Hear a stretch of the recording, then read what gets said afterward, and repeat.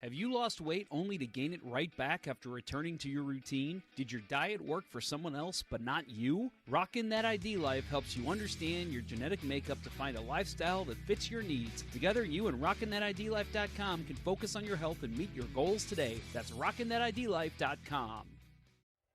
Center Ice Brewery is a proud sponsor of Let's Go Blues Radio. Visit CenterIceBrewery.com today to schedule a no-contact curbside pickup or make a reservation in their awesome tap room. That's Center Ice Brewery, located in Midtown St. Louis. Let's go Blues!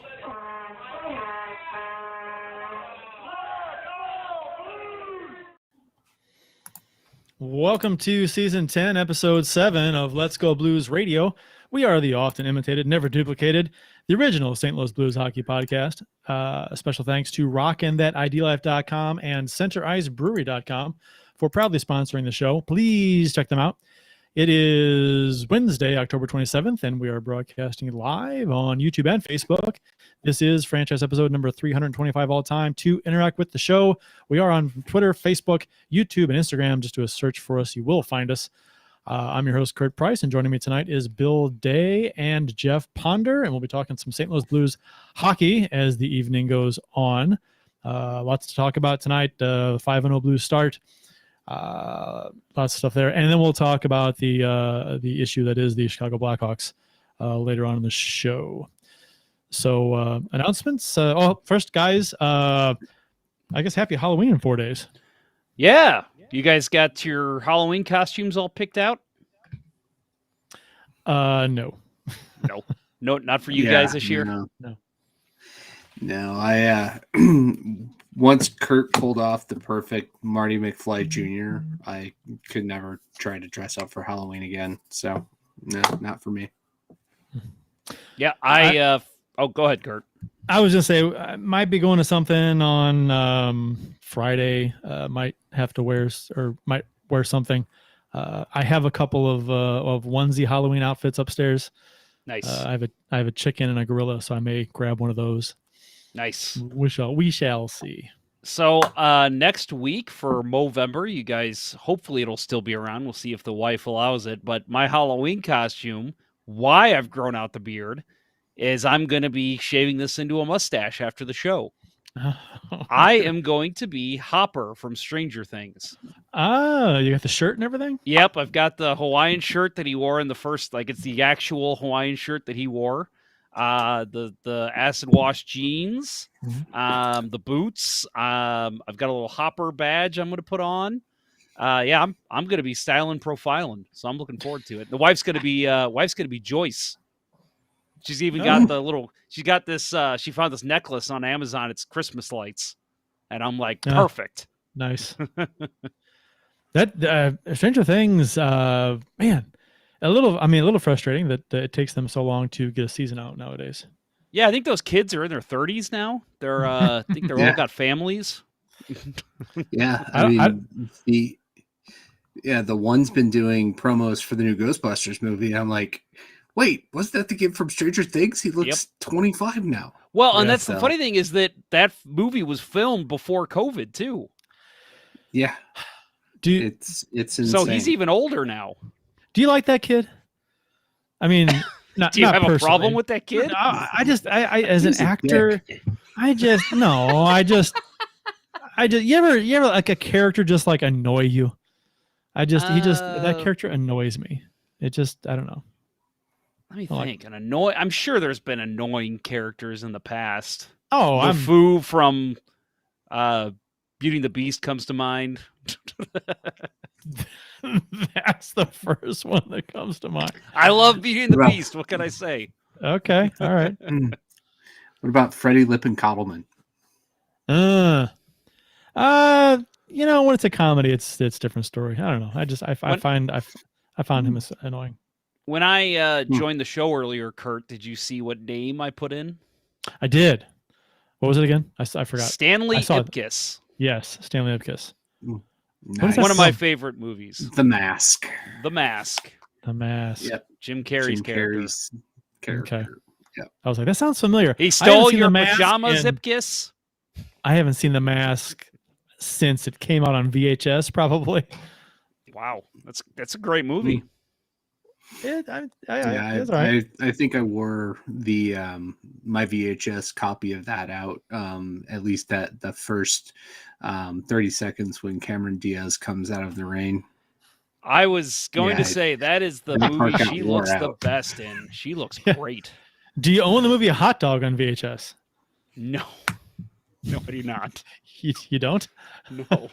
Because there is a scene in Hot Dog where if you had it on VHS, and I'm sure that when you get to it, it looks like it's snowing all over the screen. The tracking is probably so terrible.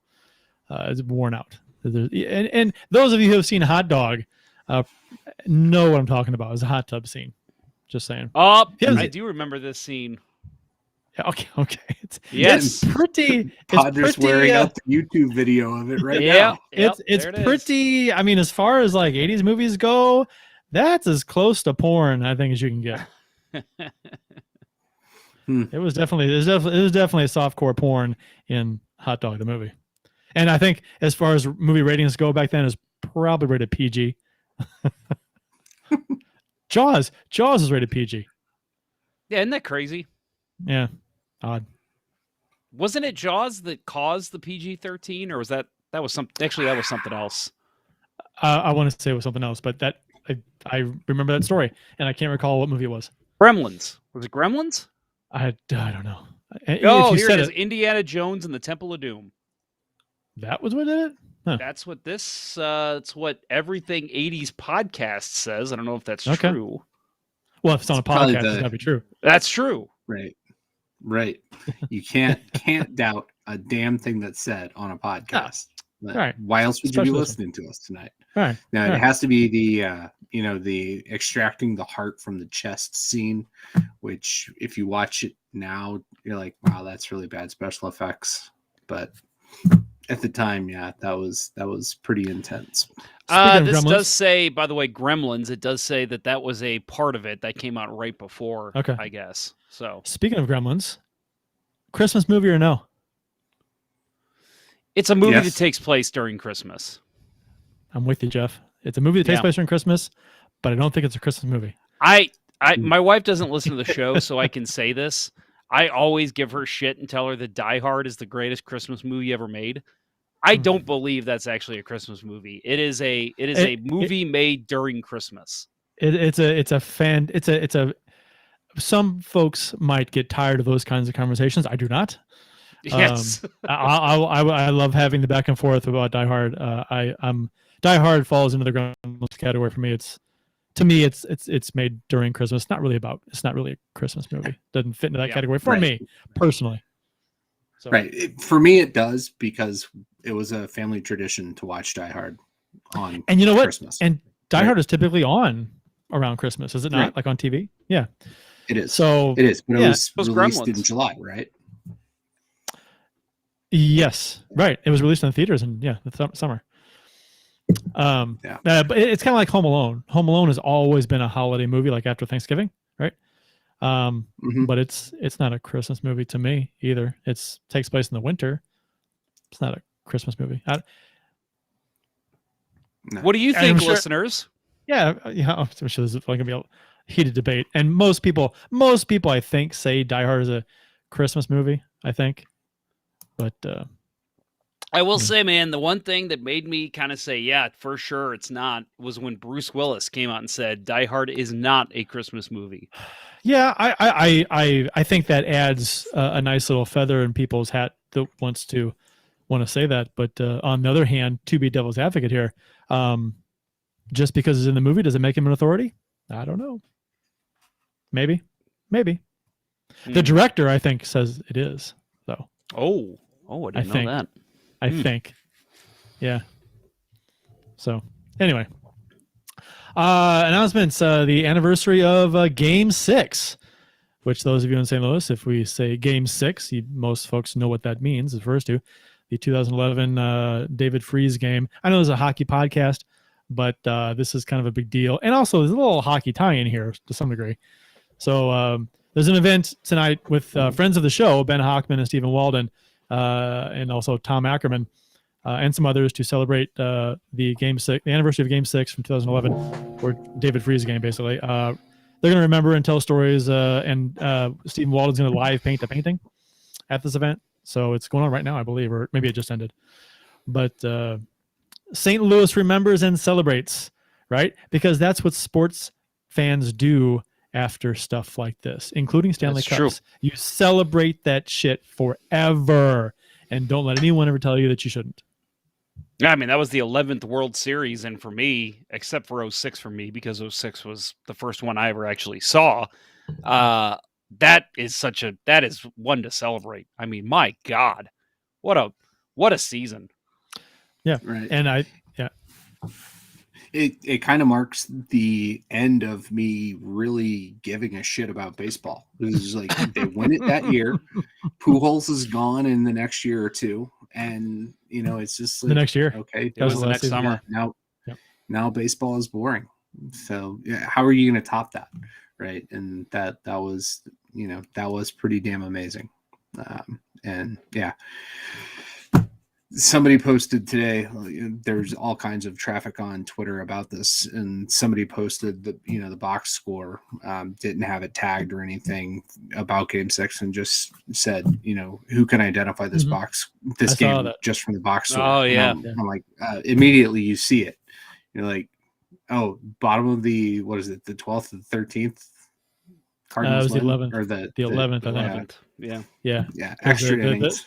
The 9th, they scored 1 in the 8th on Craig's home run. They scored 2 in the 9th on Freeze's triple. And then what's his name for the Rangers hits a 2-run homer in the top of the 10th. And then the Cardinals come back with 2 in the bottom of the 10th. And then they get out, they retire the Rangers in the top of the 11th. And then Freeze hits the home run in the bottom of the 11th. It's like the greatest last few innings of a baseball game ever. It's fantastic. Yeah. I mean, I love, because people always say it's the best game of all time. It was a horribly played game. It was 5 errors, but it was in that exciting game. Bad game. as hell. So exciting. People forget that earlier in that game, Freeze dropped a pop-up right to him. Yep. On the infield. And that was my favorite quote, was that afterward they asked him, like, what did you think when you dropped that pop-up? And he said, just give me a chance to rectify myself, because my God, I would have felt stupid.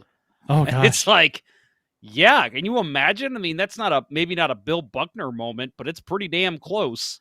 Well, if it had happened in the bottom of the 9th,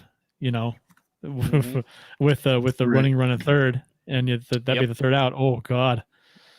So, the official beers of episode number 325. You can follow each of us on the Untapped app. My handle is at cprice12. Jeff's is at jponder94, and Bill's is at Billy Blue Note 33. And since the Blues are 5-0, and I think we've been going with Jeff first, I think we will continue that trend. Sounds good to you guys? Yeah, sounds good to me. Me. So before I do my beer, I'm going to show really quick something the Blues helped me out with. So if you're interested in the Ponder Cup, which will be on November 20th, we filled today. Filled up the lineup cards. Completely? So everyone, we're done. We got everybody playing. That was a last minute. That was a rush, because there was earlier today. It was 8 or something. Yeah, I think we had 6? 8 people sign up today, and then we had one more for the waiting list. So that's how it always happens. It happens every year. So it wasn't a surprise to me. But I'll just add real quick. I think I mentioned before that I've got a game used Marco Scandella stick. Kind of hard to show in the shot here. But I asked Get it before he's released. It's a little scandalous, maybe, right? Since he's kind of the whipping boy.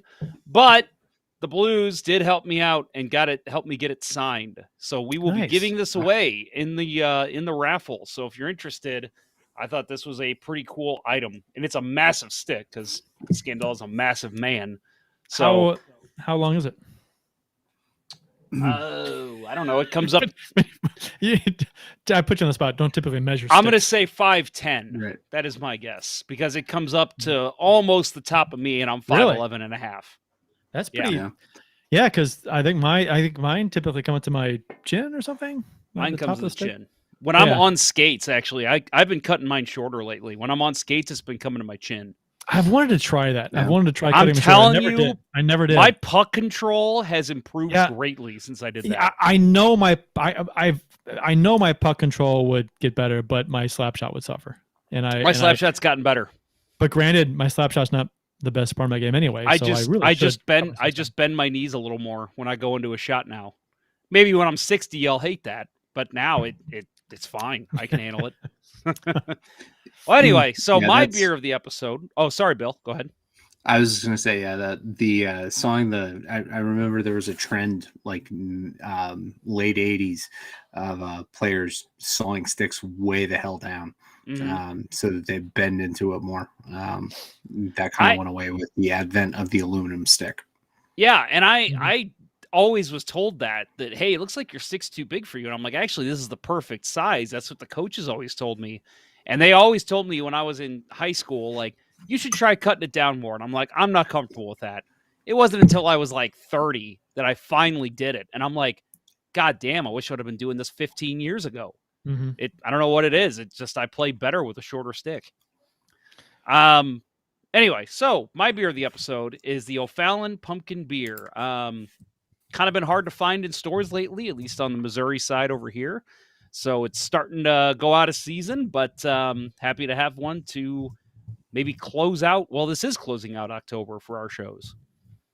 The pumpkin beer will hang on for a while, though. It'll be through After Thanksgiving. Halloween, they become very hard to find out. Really? Here. Oh yeah. Yeah, you'll be lucky. Like, I remember I went to Friar Tuck like 2 weeks after Halloween about 3 years ago, and I found 1 6-pack, and I was excited. I was like, oh my God, I found one. So you're telling me it's better on the Illinois side? Maybe I should go shopping over there. I want to say it's like here through Thanksgiving, easy. Whoa, Yeah. really? Yeah. Yeah. Always All see right. it in Schnucks, Friar Tuck, all the local stores over here.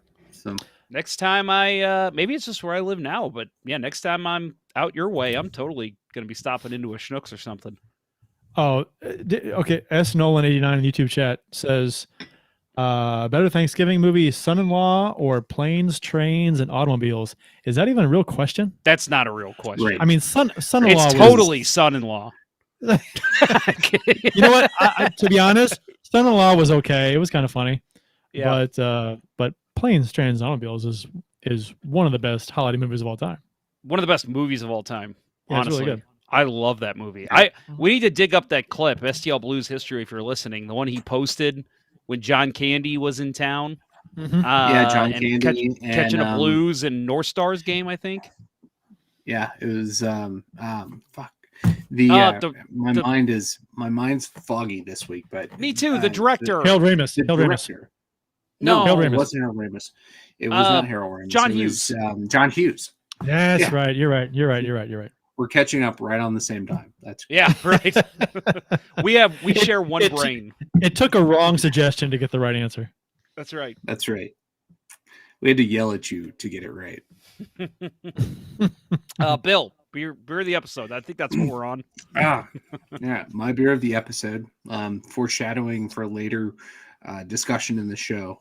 I am going with the Backwoods Bastard. See if I can get it in the frame a little better. Yeah. From Founders, one of my favorite beers. It's a bourbon barrel aged Scotch ale. Very, very boozy and definitely a warmer. Love it. But Backwoods Bastard, what Stan Bowman should become.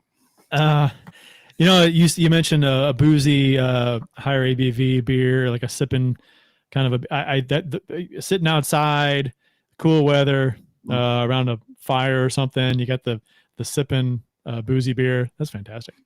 That's good stuff. Yep. It's like drinking 3 beers, but you just have the one. Mine. I've got my very last peanut butter porter from Saugatuck Brewing in Michigan. So I'm enjoying this one slowly this evening. It is smooth and creamy. Only 5.7, Bill. Not like yours, which is I'm sure more. Yeah, mine's like 14 or something. 14. I saw the Saugatuck locally. Might have been at the grocery store at Pete's Market. So if you miss it, you might be able to go find it very close. This one, the porter, at Pete's, really? it was either there, it might have been Randall's in Fairview, but somewhere this side of the Okay. river. Huh. Okay. I'll keep an eye out. Thank you. Before we get into like the bulk of the show here, Mhm. Bill kind of made reference to the Blackhawks. I just want to say, folks, that yes, we are going to be talking about that, and I'm dreading it. Honestly, I know Kurt and Bill are too.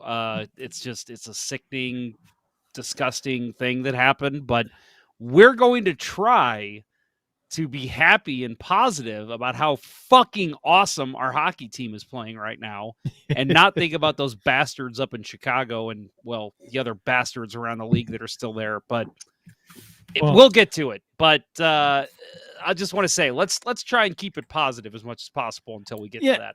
And we talked about this issue when it came to light publicly, 4 or 5 shows ago, wasn't it? At least. Yeah.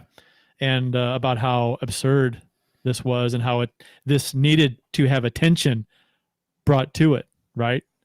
And did, just enough, I guess.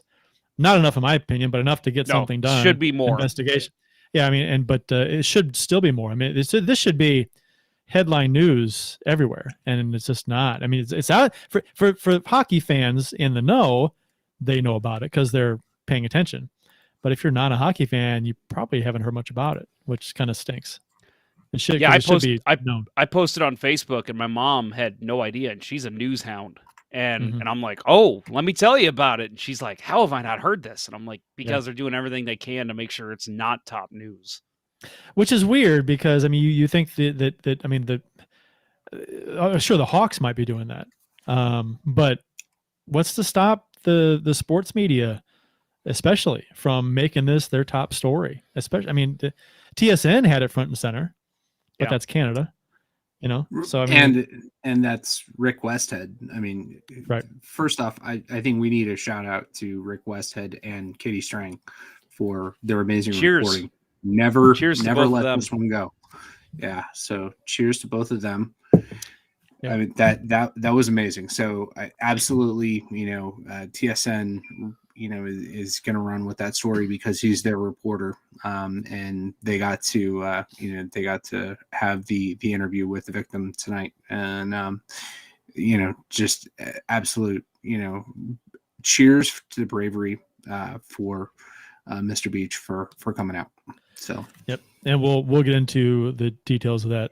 And if you're not familiar with the timeline and everything, we'll talk about it and give our thoughts on it. So we'll do it later after some Blues talk. So a couple comments real quick. Dustin Paul over in the Facebook chat. Die Hard is the greatest Christmas movie of all time. Brian Roberts in YouTube Thank you, chat. Dustin. He says, Thanksgiving is the best Thanksgiving movie. It's about a turkey who is possessed and kills a bunch of kids. I've actually heard of that, but I've never watched it. And it's one thing, I like Die Hard. I do.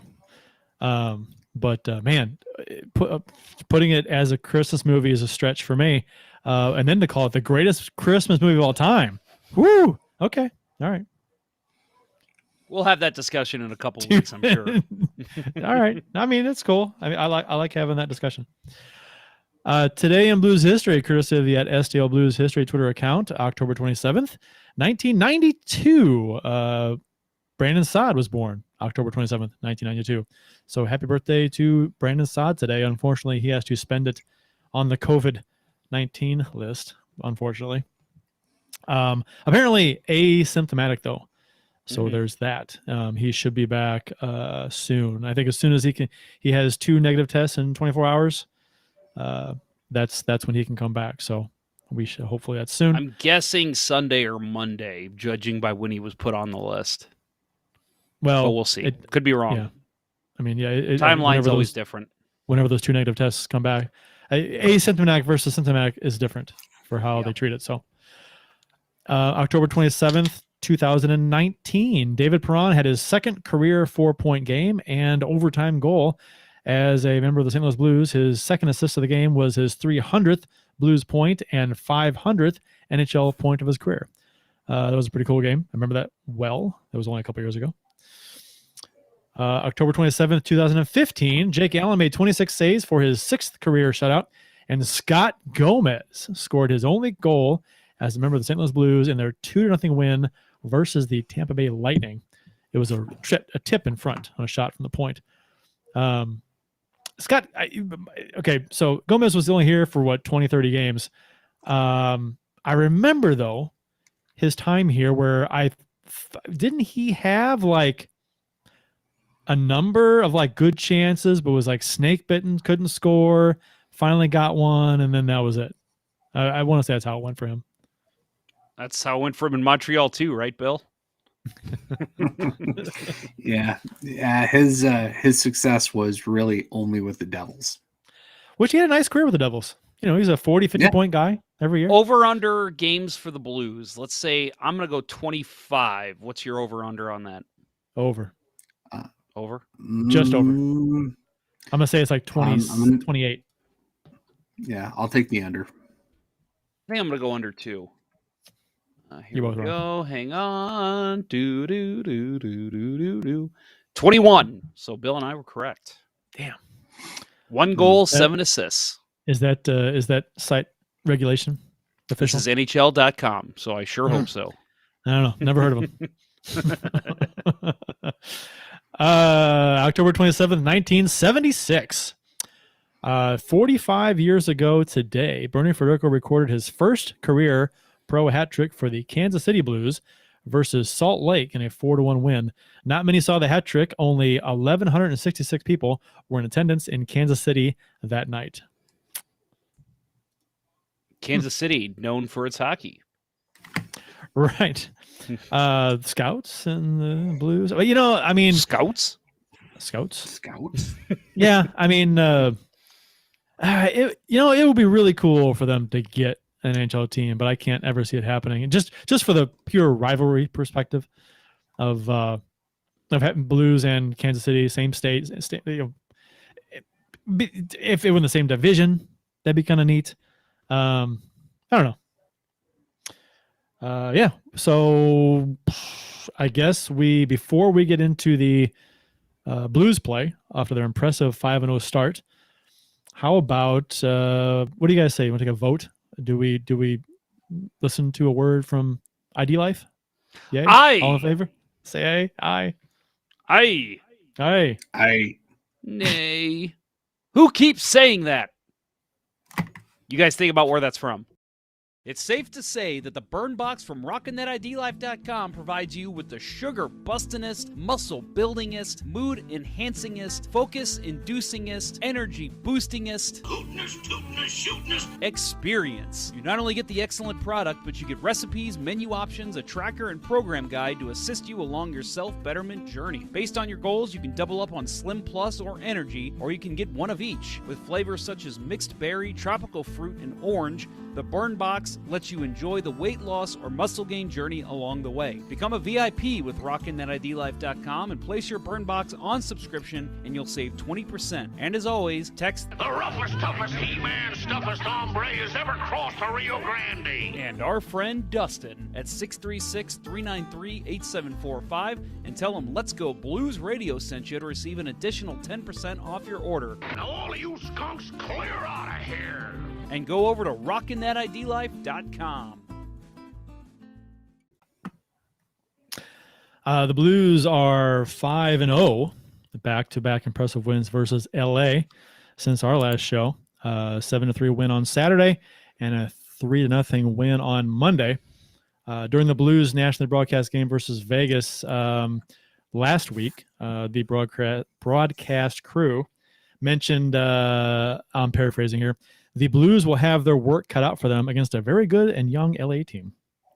So, you know, not to completely just cut you off, but we've talked, and if any of you follow us on Twitter and Facebook, you know that we've all kind of been making fun of the national media about not what's going on right now with the Blackhawks, but the fact that Blackhawks were supposed to be a playoff team. A lot of people said the Blues aren't. Well, look at the standings. Blackhawks, 7 games in, still haven't won a game. They finally had a lead for the first time ever in the season tonight, and they lost in overtime. They ended up losing. They lost the lead and then lost in overtime. But so then so that to me is like the top like ha ha moment for what are you people thinking picking the Blackhawks? Like, not to pick them as a playoff team, but to say that they're better than multiple teams in this division is ludicrous. But and let's round it back to what you were just talking about. The other thing is the Kings. I think the Kings are good, and I think they very well in a tough, I say tough as in rough to watch division in the Pacific. They could make the playoffs over there just because it's just a matter of who's going to lose out to cause a team to make the playoffs. Vegas they're isn't good, that good over but there they now. are not as good as people are giving them credit for. You know, they're getting there. I think within 2 to 3 years, we're going to be talking about a very, very good Kings team. But if you heard the talk going into the season, a lot of people were saying, watch out for the Kings this year. They didn't impress me one bit in those 2 games. Yeah, but to defend them just slightly, they are hampered by injuries, right? They don't have Drew Doughty right now, and Quentin Byfield's a huge miss for them. You know, he would be top 6 guy right now on the team, but he's out. And then they had the another unfortunate injury with the knee in last night's game. So Monday night's game. So they could be making an impact like San Jose. I mean, look, San Jose is playing, punching way above their weight class right now, I think.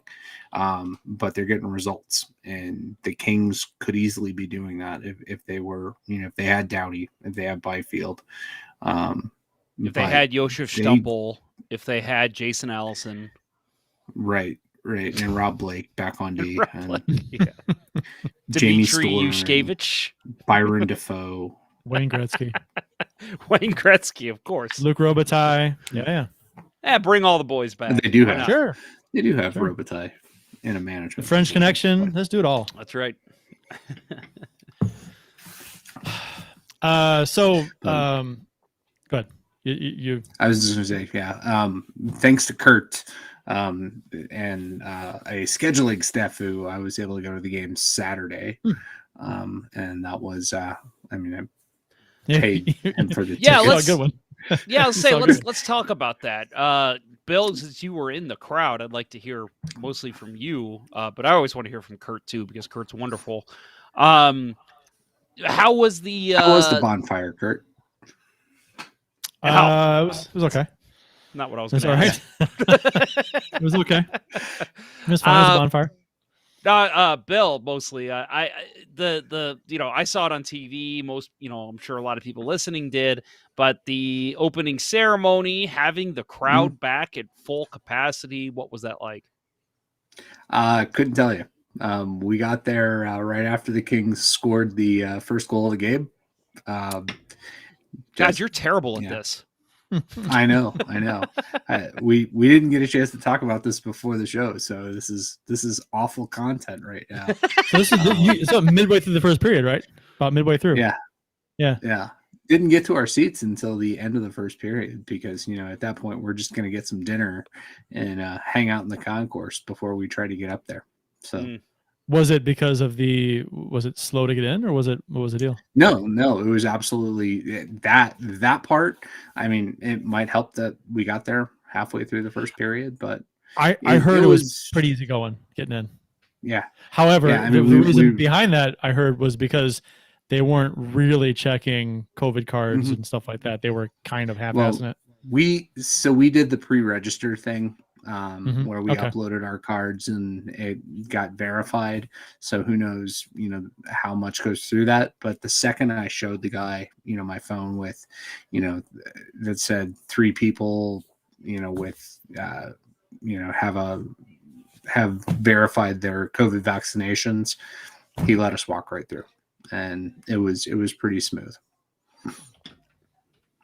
So, I mean, from that perspective, I mean, it didn't hold anybody up, but certainly I don't think that they're going to wind up busting anybody for using fake vaccine cards. Yeah. I mean, yeah, no, I can't. Unless Evander Kane walks into the building. Oh, man. Yeah. Train wreck Did you of a guys? human. I don't know if you guys saw SNL last week. I'm drawing a blank on his name, but there's a basketball superstar from New Jersey, Kyrie Irving. Kyrie Irving. Thank you. And Michael Che made a comment on SNL that said, yeah, he's not allowed to, play in certain games, blah, blah, blah. I hope he does the right thing and goes and gets himself a fake vaccine card. Oh man. Buchnevich returned to the lineup in this in the second game versus LA. So the Blues did win the first game 7-3. The second game, the 3-0 win, Buchnevich returned. Saad was still out on COVID protocol, and speculation on Saad is, like I mentioned, he's asymptomatic. Since according to Berube, his return is unknown. If he was symptomatic, we'd have a better idea, I guess. But he just needs to test positive twice in 24 hours apart. If he were symptomatic, he'd be out at least 10 days. So the game was scoreless going into the third period. Pretty good game, back and forth, lots of shots, entertaining. And LA, you could tell. I mean, beating a team in back-to-back times is tough. To get that second win. It's like sweeping a series in baseball. It's hard to do. That team usually wins that deciding that third game. Well, and then especially the Blues last season, their struggles with the second game of the series. They, last year they did the series thing, and it seemed like the Blues could not win a second series game at all. Right. That's a good point.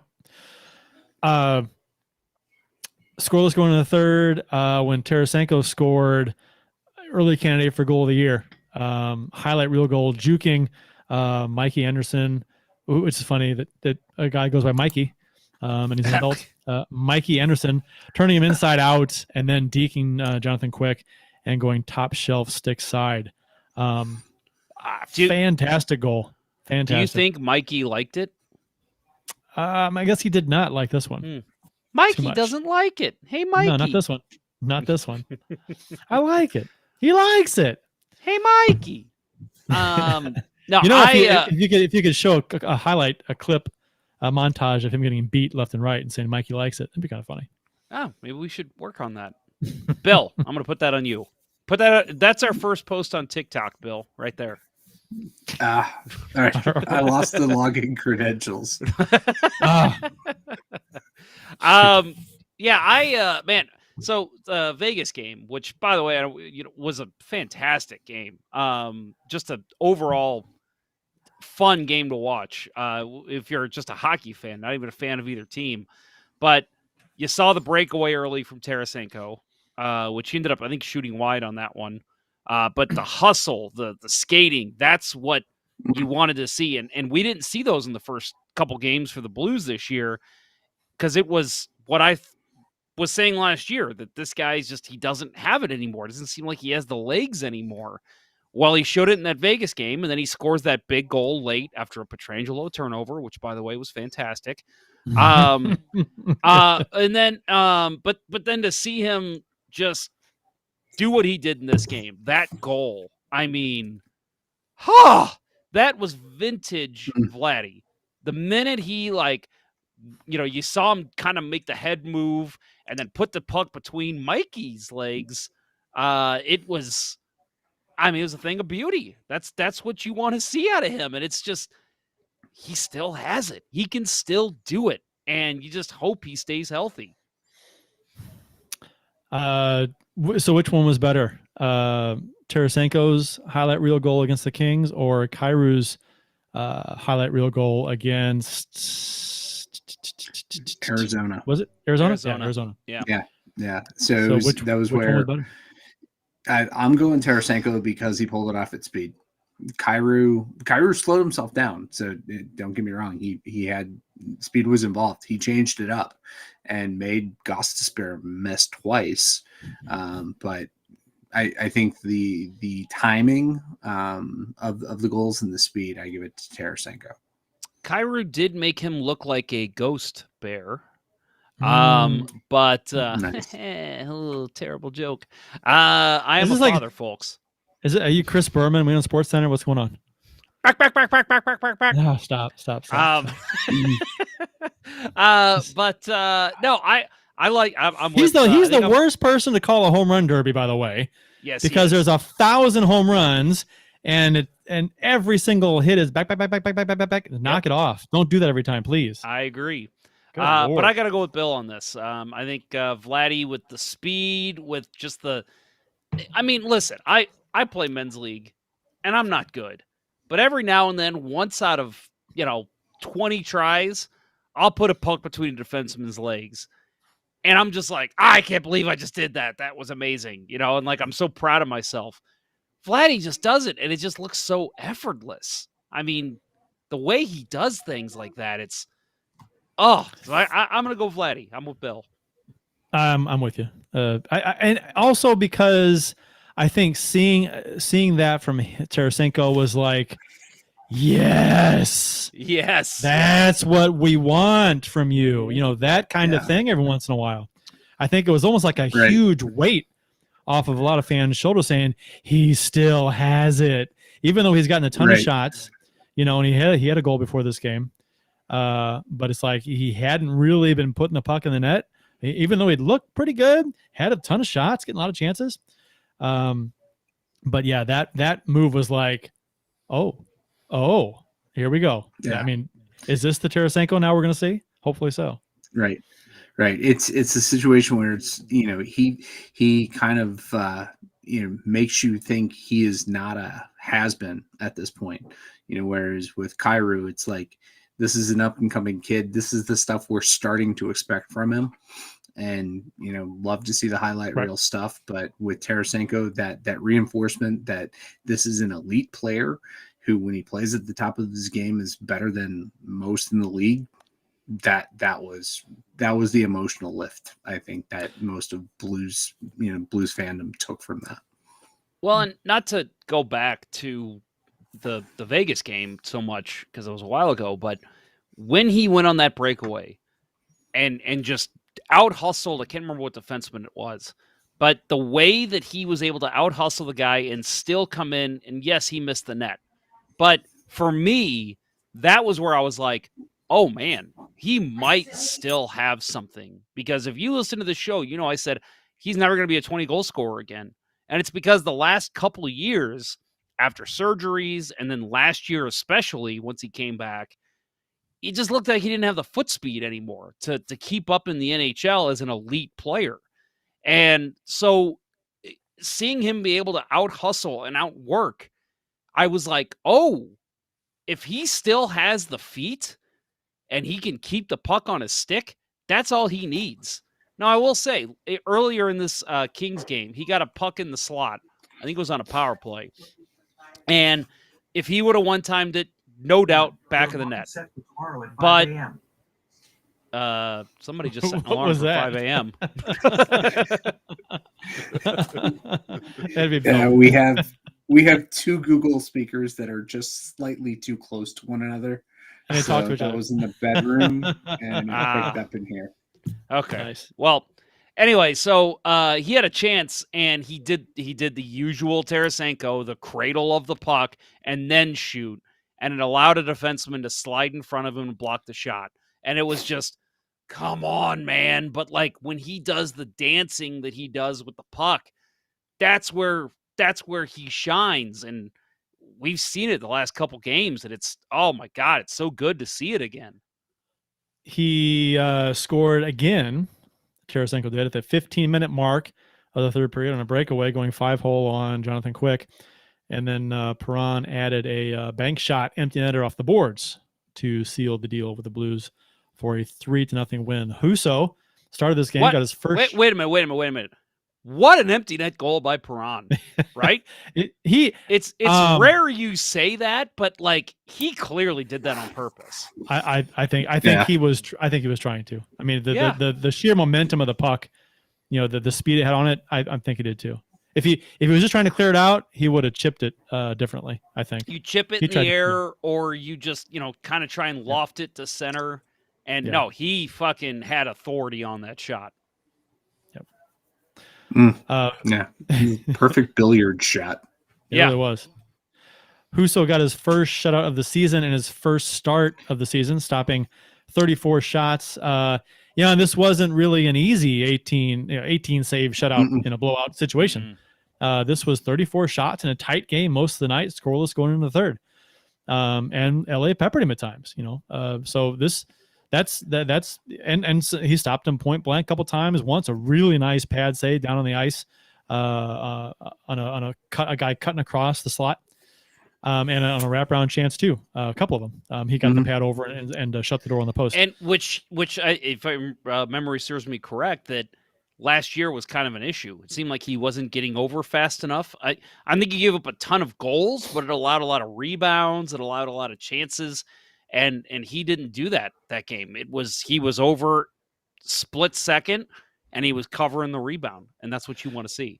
How long before in his starts we stopped thinking about, okay, just get past the first 2 or 3 shots. Don't let one in, because that was a big problem last season. Halfway through the season, I'd say give me 10 starts. Yeah, I think it might take that, but I also think that because back-to-back regular season shutouts going right now. He gets another 2 or 3, and I think we forget about it sooner. But 65 straight shots he stopped in those 2 games. I tweeted out last night that to me he looks bigger. Like he looks bigger in the net, and I think that is a function of confidence. Positioning, confidence. Yeah, it's positioning and confidence. And I don't remember him looking that big in last year when he had all of his struggles. And certainly, one of the biggest knocks on the Blues in terms of, where they're going to wind up this season is we lack goaltending depth, and it's going to be a problem. But he puts up a couple more games like this. Obviously we don't expect him to have every shutout. Don't expect him to start the game against Colorado. But if he can pitch a shutout every now and then, right now that's something Bennington hasn't been able to bring to the table. Yeah. And I'm not going to, argue that Bennington should be the number one guy. He's having a hell of a start to the season too. Has had some late game issues, giving up some goals, but he's an emotional leader for the team. You need him in there most nights, but having you said it on Twitter, Kurt, having a solid backup is a huge deal. And right now we've got a solid backup after the first performance of the year by Ville Husso. Yeah, and that's a part of the game that has changed a ton. I mean, I know that a lot of the game has changed, but back in, the days of, Grant Fuhr obviously is the one that comes to mind. The days of yore. Days of yore, yeah. This guy is going to play. Now maybe Grant Fuhr actually is a bad example because he had Andy Moog back there too, but Grant Fuhr, it was like, well, this guy's going to play 70 games. So we just need a guy who can throw back there for 12 games and hope their offense scores 9 goals, and I mean, obviously that's the extreme case with the Oilers, but really any team believed that. It was, hey, we got this guy. We'll start him 70, 75 games if we can. And then we'll have a guy back there that we can throw out there against the bad teams, play 10 games a season tops, and that's not how it is anymore. You need to have, and I'm not saying it's a 1A, 1B with every team, but a lot of teams are doing that. And you have to rely on your backup goalie for at least a fourth of the season now. And I think with the way that the COVID protocols are working, especially lately, on top of concussion protocols that they have, goalie takes a shot to the head, he's got to come out of the game. I think it's really important now to have a guy back there that you can trust. And that was our big question mark, right? We talked about it in the season preview. How is Ville Husso going to play? It's been one game, but going back to last season, the way he ended the season, he looks pretty damn good. So you have to hope that this can continue. He's won 4 of his last 5 games, dating back to last season. Did see a serious, strange comment on Twitter that after this game said that Husso is the best backup in the NHL. Why do fans do this? Why do they do that? Great game for Husso. He was perfect. Looked good. Had a great finish to last season, albeit last couple of games last season. But it's like the guy who said Jake Neighbors is the best passer on the Blues after he had a nice game. Why do fans do that? Why do they make outrageous comments and totally overshoot the analysis, and then you just set yourself up for disappointment when that doesn't come to fruition?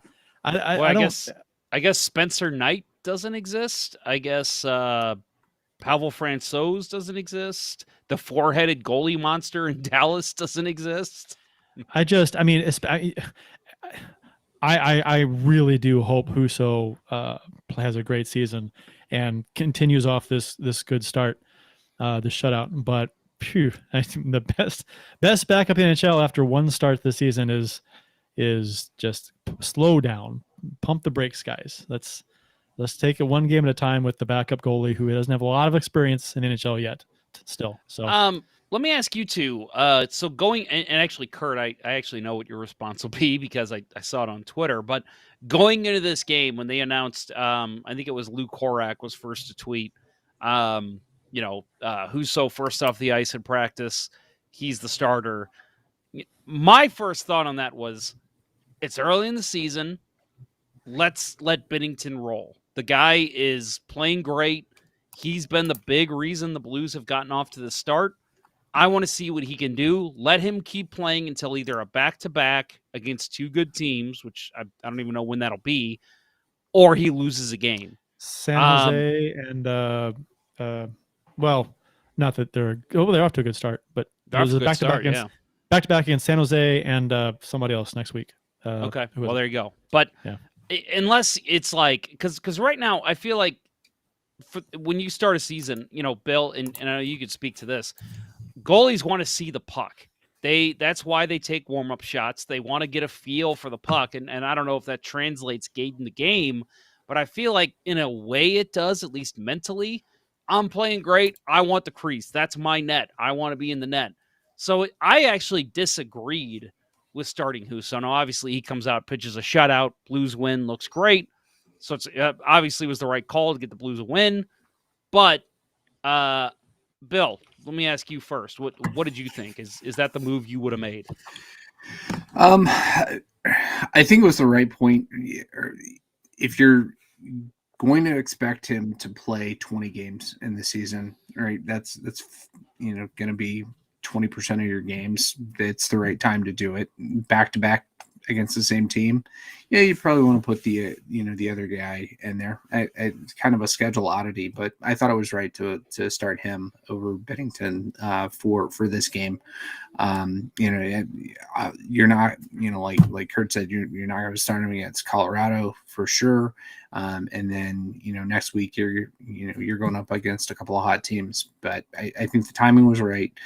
You have the back-to-back situation. After the Blues had a pretty convincing win, showed that they could put some goals up on the board in case Husso did give up that first goal and didn't have the confidence. But hey, he at this point, there really isn't a lot of debating to do since he got the shutout. Right.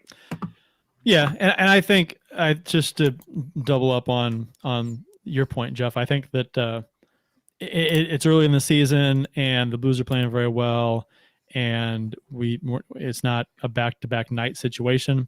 I'd go with I was going to go with Binnington. I thought there'd be plenty of opportunity to get Husso in.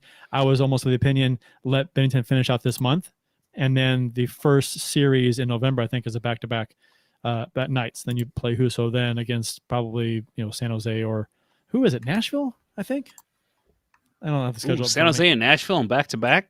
I don't know. No, it's LA again. It's LA and that's right. We play LA and we don't see them again for the rest of the season. So Monday night, Wednesday night in LA.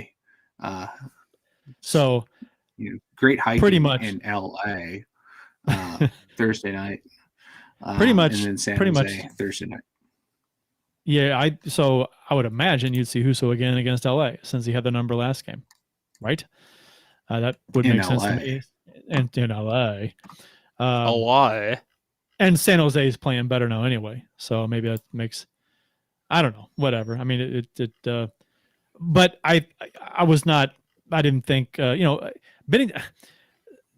Starting a goalie, 5 or 6 games in a row nowadays seems almost, it's a rarity, which is weird because, like you touched on, it's back in the day, it was a goalie started as much as he possibly could, 70, 80 games sometimes. So, it worked out fantastic. Great confidence for Husso going forward. Confidence for the fans too, in Husso on his next start, I'm sure.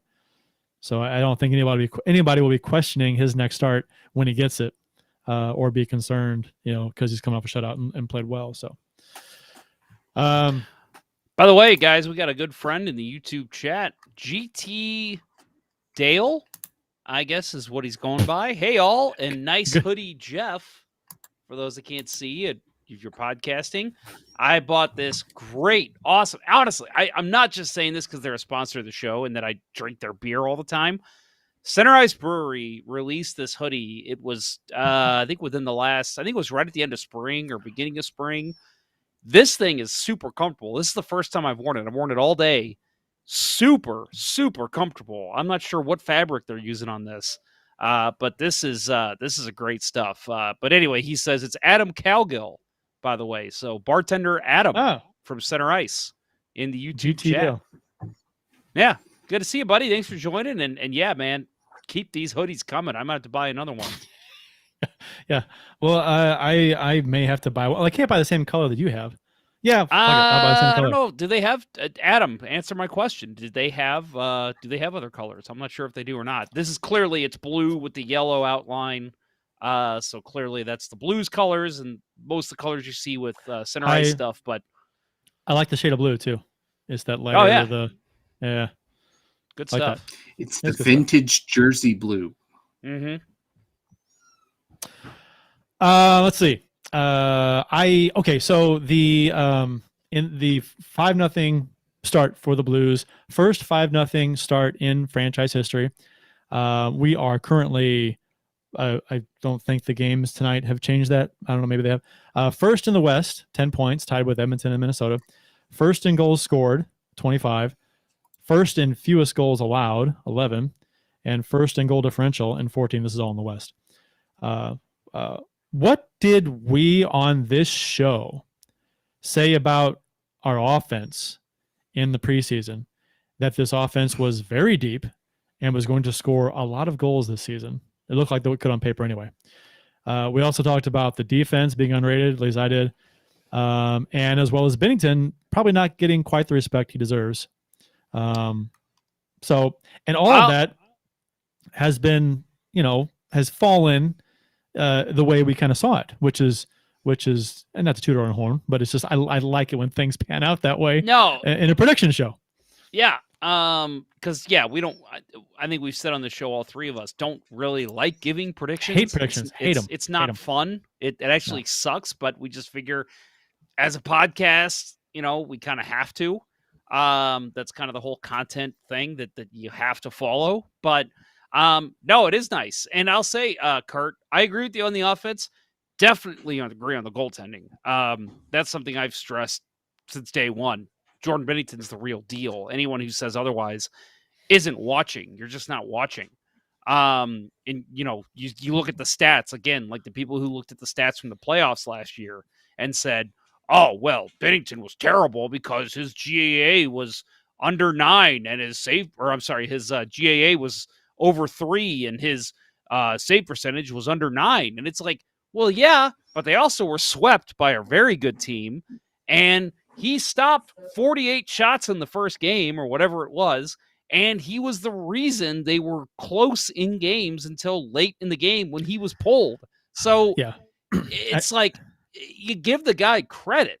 Now, I will say the defense, I would actually still, I know we're 5-0, so it's hard to find complaints. They're allowing too many shots still. But that's coming into the season, and let me counter that real quick, and I'll let you get back to it, Sam. Oh, go ahead. Coming into the season, the defensive strategy was kind of revamped a little bit, less of a focus on blocking shots, more of a focus on letting Binnington see them. That was part of the deal. But I feel like he's going to see more shots. this season.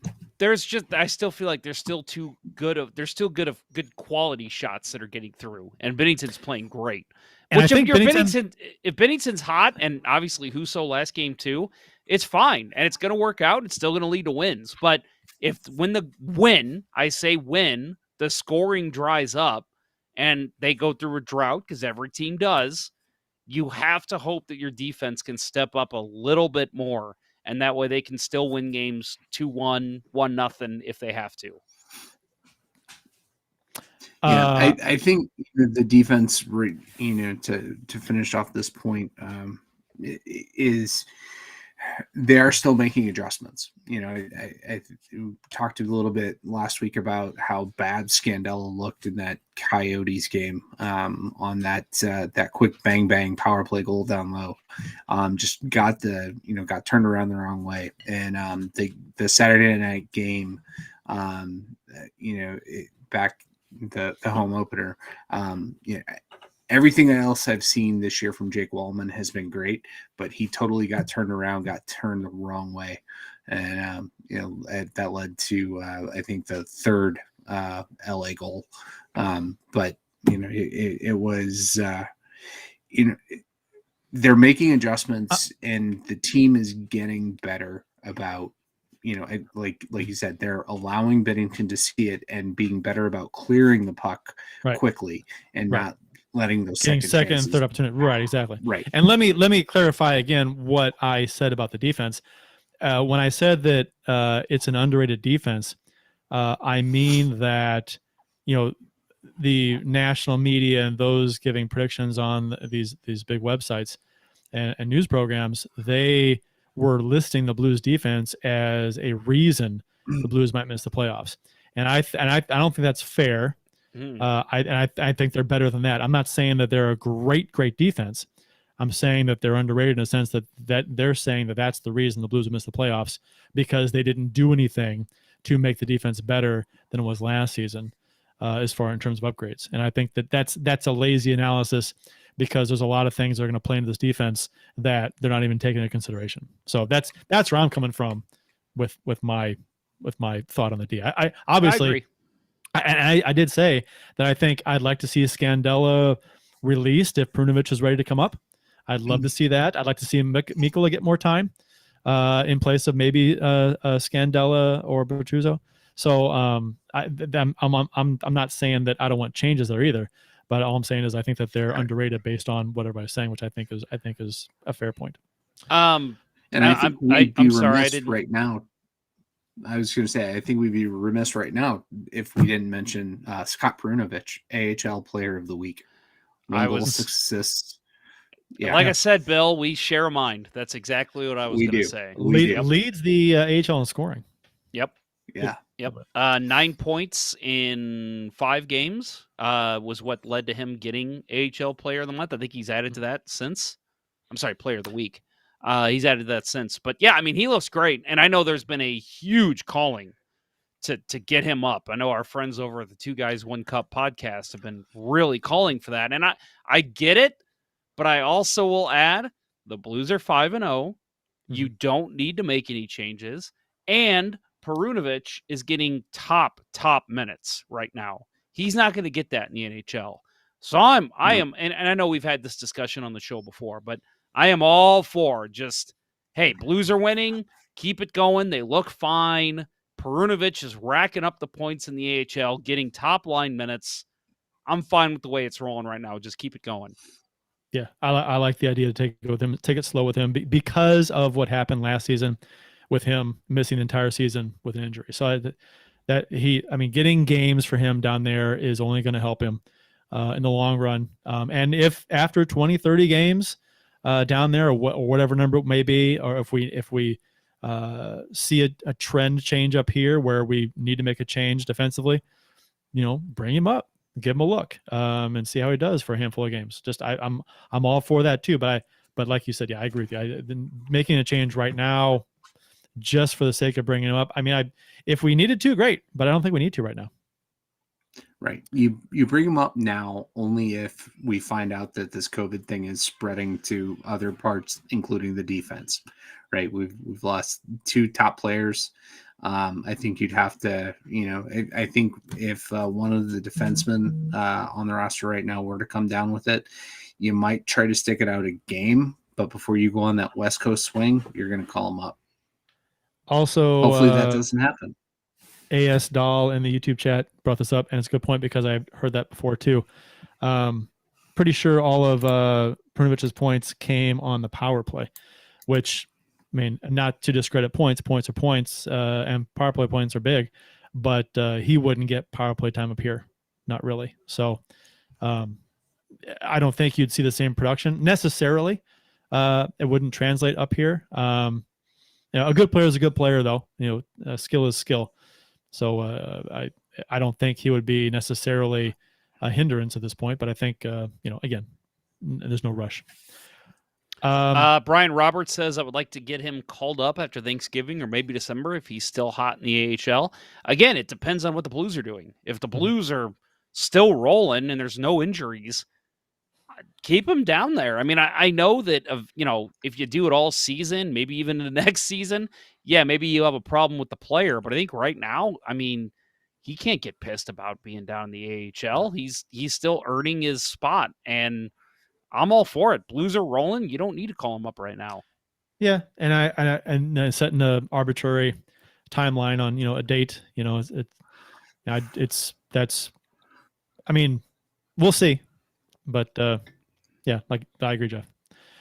And of this team's offense and defense, puck movement in general, I have never seen a Blues team move the puck with the quickness and creativity that this team has in the first 5 games of the season ever.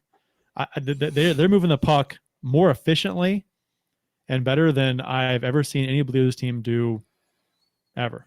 On the whole, you know what's crazy? They've gone through some moments where they would get hemmed in or have some rough patches, whatever. Every team has that.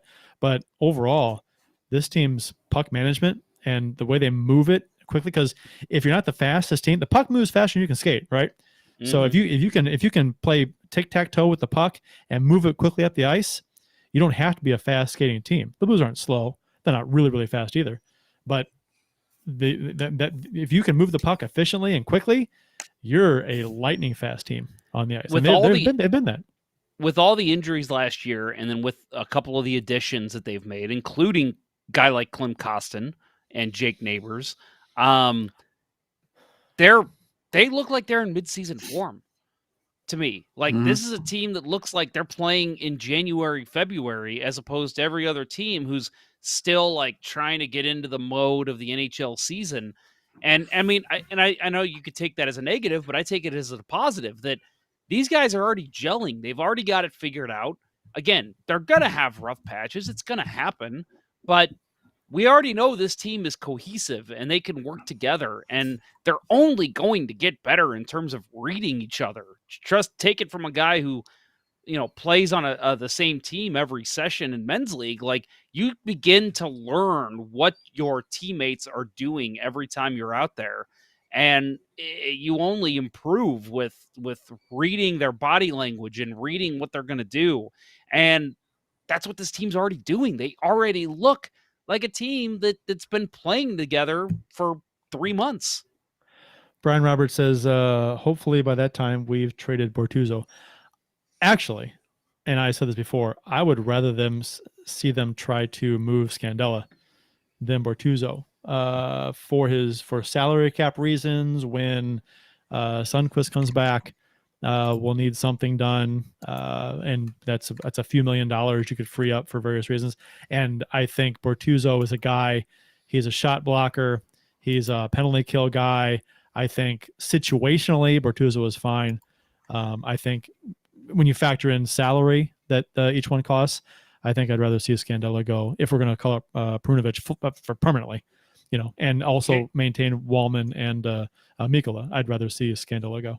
Can we keep Scandella until November 20th at least? Yeah. It's like 3.5 weeks just so the stick goes for a lot of money. Right. This hypothetical is all about after Thanksgiving into December. Right. Of course. Right. We touched and on honestly, I know that Scandella's been kind of a hot topic. I guess I'm. Oh shit! I just realized this. I was the Sanford apologist. I'm the Scandella apologist. Oh God damn it! Well, I think he's been fine. Bill, I will agree. I listened to the show last week. That goal against Arizona, or that Arizona scored against him. Whoa, that was awful. I was like, man, if I'm the coach, Coach Ponder would be benching him for the rest of the period. I'd be putting Robert Thomas on defense before I'd put him back out there. But with the exception of that goal, again, I think he's been fine. You mentioned Bortuzzo. Yeah. I think Bortuzzo's been fine. No. I think that we'll see what happens throughout the season, but right now, man, I'm loving the way that some of these guys are playing. I agree with you. I don't think Scandella has been a problem this season. I don't think anybody's been a problem. I think if we're going to make room for Brunovich, I think I'd like to see a Scandella's salary leave. That's where I'm coming from. That makes sense. Yeah. No, and yeah, to be fair to him, he has looked as effective as right after we acquired him, right? And his job was to try to fill in Bouwmeester's skates as much as he could when we got him, and he and Parayko look great together, and they're starting to show more of that at this point. But yeah, to Kurt's point, the salary's gonna be the detractor with him, and probably the reason why if any other teams looking to add veteran defensemen, come time for Sundqvist to come back, he might be the guy. There was a suggestion in the YouTube chat that said would you trade Tarasenko for Mitch Marner? And I think I would, but he makes over 10 million. So you would need to free up some cap space for that. And they would have to at that's least take salary. Scandella back too. Right. Yeah. I mean, you'd have to say, okay, you want to make this trade, you guys got to take Scandella's salary. Yeah, and I don't see the Blues making that trade. I don't see Doug Armstrong making that trade to bring in a $10 million cap hit for a guy who hasn't been here and who hasn't won with this team. I think Marner's a great talent, and he's he got paid because of the market that he plays in. And it's the weight of it seems to be crushing him this year. I can't see, if in a non-salary cap league, I'd make that trade every day. But in this league, he was better. He was the last 2 seasons. He's been better than a point a game. So he's been really, really good, point wise. Right. He's plus 20. I mean, on Toronto's team last year, in that division, granted. 67 points, 55 games, plus 21. He was fantastic. Now this season he's a -4, 1 point in 7 games. So based on last year's trend, he should have like 8 or 9 points right now. But well, and then let's also consider playoff numbers. He's only got 5 goals in 32 games. He's got 25 points, so he's getting the assists, I guess, but -1. Now, granted, Toronto has been awful in the playoffs. Oshie was labeled as not a playoff guy either. And so was David Perron. Yeah. And Perron turned it on in 2019. So and O'Reilly was labeled as not a team guy. So that can sometimes change. Yeah. But I will say that just with the stigma of Toronto, it's hard to not look at, okay, this guy has not really produced when it matters. Speaking of Tarasenko, that's another thing. He may very well get traded at some point this season, so that's his salary coming off the books. Who knows what salary is coming back in return for him? If we'll have to free up space or not, who knows? Be great to get a tough stay-at-home defenseman. That'd be cool. But then you got to worry about his production on offense being replaced if he's having a good season. And he's had a good season. So let's talk about 91 real quick. 2 goals in the last game, 4 points, his points in 4 straight, 3 goals in the last 3 games. He's +4, getting a lot of shots, 26 shots in 5 games. And I was thinking, Brendan Shanahan used to get a ton of shots right? That was his thing, just shot. Shanahan led the league in shots in 93-94 with St. Louis with 397 shots on goal. And that was in an era where offense was still coming at a rapid pace. So Tarasenko is on pace for 426 shots this season.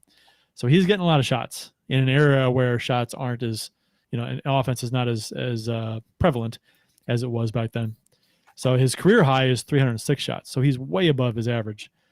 So, and I think a lot of people were hoping that, based on the team's early success and Tarasenko's looking good, everything should be happy, hunky-dory in the locker room, and everyone's happy.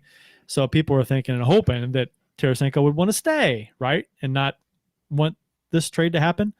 But Rutherford reported that, according to his source, he says that no, Tarasenko is still firm on his desire to be traded. And I think that really depressed a lot of people with seeing Tarasenko, vintage Tarasenko, this season so far.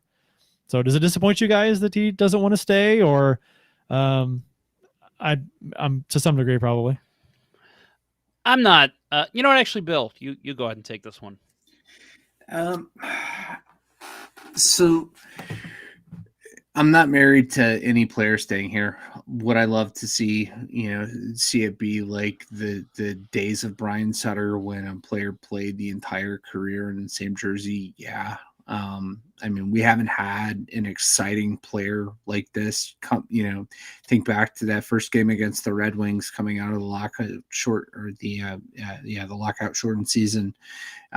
Comes in and scores 2 magnificent goals, and he'd been the touted guy, and he only came to us because he fell so far in the draft because people were afraid they couldn't lure him away from Russia. And he comes here and he wants to play, and he gives his all for this team. And he was a huge part of, everything, and has been, to this point. Look at the contributions he made, in 19. Just go back to Game 7 against the Bruins. That set up Shen for the dagger goal. That's not exactly what you expect from him, but hell, you go back to, was it Game 2, that goal that he scored where he didn't give up on the puck after Chara and Rask both did. He was so good. And you never want to see a guy that's been identified with the team, for his entire career leave. Right. We went through that with Pietrangelo. It's going to happen eventually. If he wants out, I think you don't come out and demand a trade in this day and age without, knowing that eventually that's going to happen now. I don't think it's going to be imminent, but I don't know, the way he's playing, maybe Armstrong's going to get overpaid at this point. Yeah. Oh no, go ahead. Please finish. He's got another season left of this one too. So he could be here for this season and next if Armstrong wants him. Right. If Armstrong wants him. And, I think right now he's going to let him play up and, play, as hot as he is. And he's, he'll probably field calls. I think it's going to have to be a hell of a deal. And I think he'll ask for the moon if somebody comes calling for him. But, I don't expect him to be here, after this season. I think if he's not moved during the season, I think it's going to be at the draft. Well, he's a much more desirable acquisition at the deadline this year or in the offseason with 1 year left on his contract. Because if it does happen to be a shoulder issue or whatever with him, with his new team, he just has that 1 year. They're not on the hook for an additional year. So that makes him a lot more desirable, I would imagine, to teams, especially if he has a good year this year. If he has a good year this year, I don't think that would really worry folks too much. But I think he's much more desirable with just 1 year left on his contract than 2. And let's just be honest here. A friend of the show, Jeremy Rutherford, he's probably lying, right? That's not what Tarasenko said. Clearly, he's the villain here. It's all about Jeremy Rutherford. No, I'm kidding, because some people do actually believe that, but no, not at all. No, it doesn't surprise me one bit, and it doesn't make me feel one way or the other. And Bill, I think you kind of alluded to that. I Hey don't Jeff, care.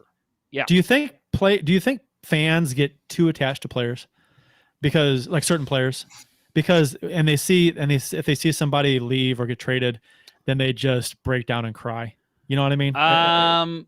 As speaking from experience, I'll say yes. Yeah. I think I let myself, and granted, this is when I was a kid, I was a teenager. I let myself get too attached to Chris Pronger. I became a fan, and I will still stand by this. I was more of a fan of Chris Pronger than I was the Blue Note. I was more of a fan of a player on the team than I was of the team. So when he got traded, yeah. I was like, I'm rooting for the Edmonton Oilers, then the Anaheim Ducks. Now, granted, I was still rooting for the Blues, but they were awful. That probably didn't help. So it was like, when the Oilers come to town, I'm still going to root for the Blues. But if Chris Pronger scores a goal, I'm going to celebrate like an idiot. And so it hurt when he left, and it sucked. But when he won the Cup in 07, I lost my mind. I celebrated probably as much as I celebrated when the Cardinals won the World Series in 06. It was a huge deal to me. I went out and got all the merchandise, the gear. I still have the hat upstairs. It was a big deal to me. So I'll say yes. I think we do get way too attached to players. Now I'll say, in my wise old years of in my 30s, I'm not going to let that happen again. For example, my favorite player is Jordan Binnington. He leaves tomorrow. I'm going to say, okay, well, I wish him luck, but still a Blues fan. Doesn't matter. I think a lot of people can't say that. See, okay. Bill and I both know somebody who was when you mentioned liking Pronger more than the Blues and liking a player more than the team. We both know somebody who was like that. Your friend, my cousin, who was a huge fan of Gretzky and Patrick Waugh. And when they left the league, he really didn't have a rooting interest anymore. Not really. I mean, I think he's a Montreal fan, generally speaking, but not heavy at all. So Can't remember when it's more passive. We've had a serious hockey conversation, right? About current days, right? And he's not really a hockey fan today, and he doesn't follow the sport really anymore, and that's interesting to me because he was a big hockey fan, huge. We played all the time, watched all the time, but yeah, it was all about Gretzky and Waugh. So those were his two teams, and whatever team they played on, except when Gretzky came to St. Louis, he was not right. He hated the Blues. So with a passion. I think that had a lot to do with a lot of his friends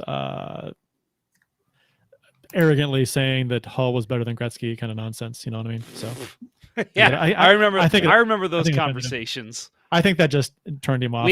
We had a kid in, I remember the mid 90s before Gretzky joined the Blues. We had a kid move to my school from LA, and he was his first day he wore a Kings jersey, and I still remember just kids being like, "Oh, Gretzky, that guy!" Like on the playground, that guy sucks. Brett Hall's way better, and it's just looking back like, I think we were serious. What the hell were we thinking?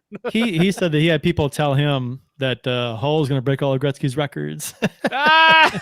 And him being a Gretzky fan, obviously, he's offended by that, didn't like it. So, and they're Blues fans, so he hates the Blues. Now, I'm not saying that's why he doesn't like the Blues, but I think that probably didn't help. It matters. It definitely had a lot to do with it. I mean, he was like, the two of you were the guys that would go like to Brentwood during training camp, right, and hang out and try to get autographs and that. Yeah, and he did go with me to Brentwood, the Blues training camp. I think he found that interesting, and fun. Yeah, and he actually made friends with Guy Hebert, kind of, and I think Guy Hebert to this day, to him, is a cool guy because of his interaction with him at training camp that year. So that was, that's cool.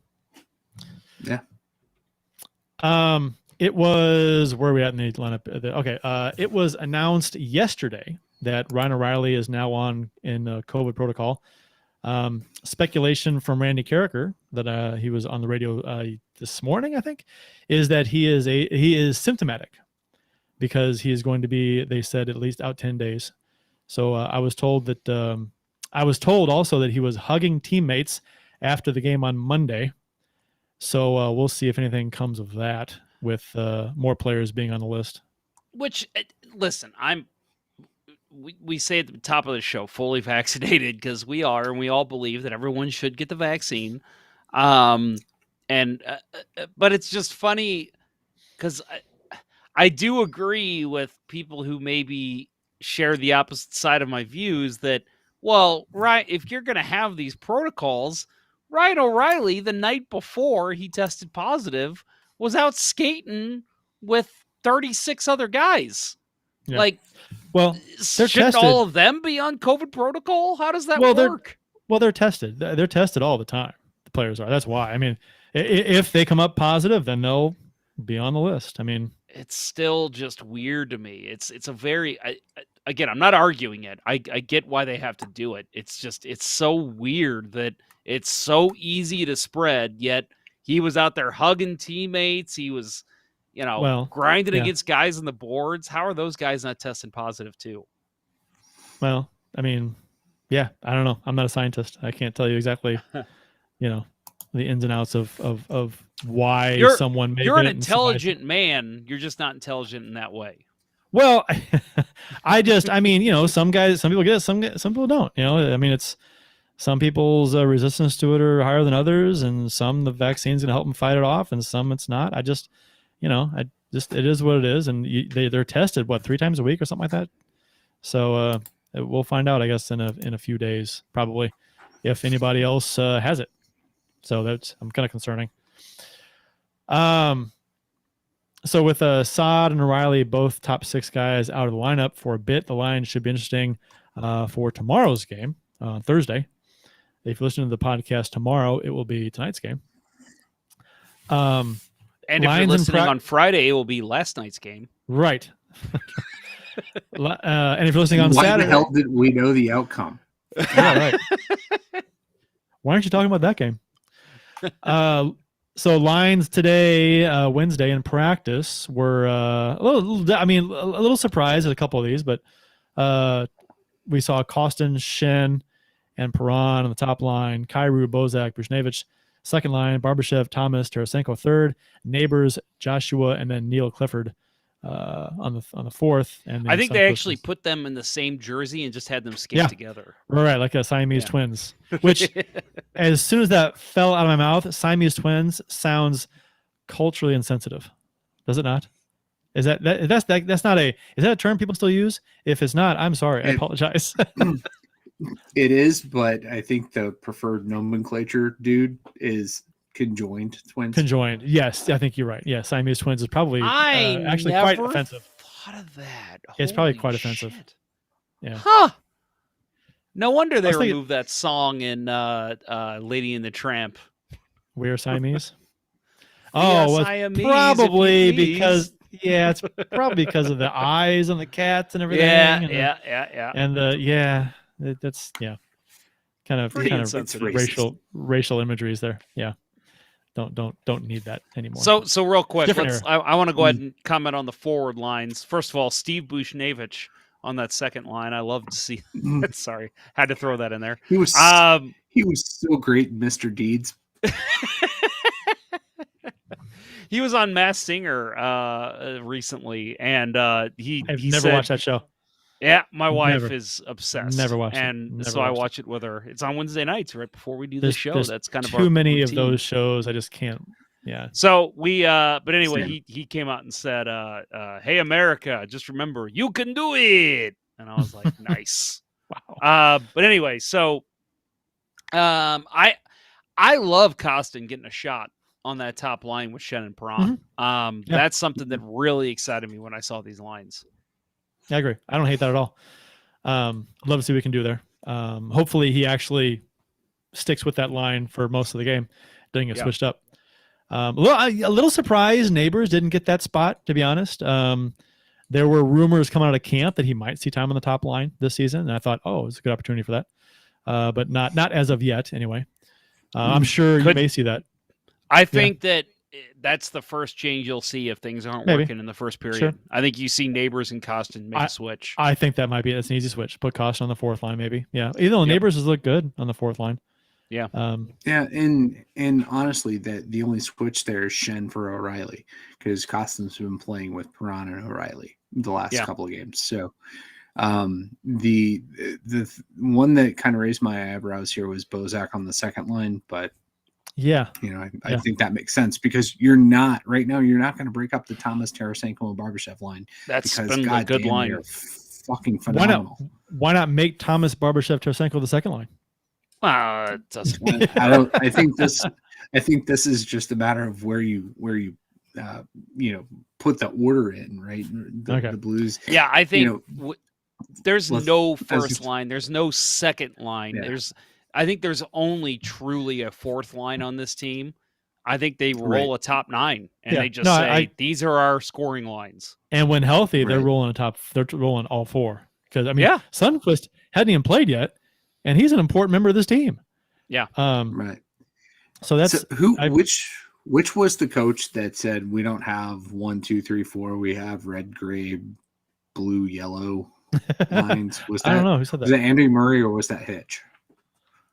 Oh. But that kind of feels like what they're doing. So it's probably a Hitch thing. All right. Yeah. I think that was when Brett Hall was coaching. That one game? Yeah. That one game, yeah. That would be, this is the Bud Light line, this is the Jack Daniels line.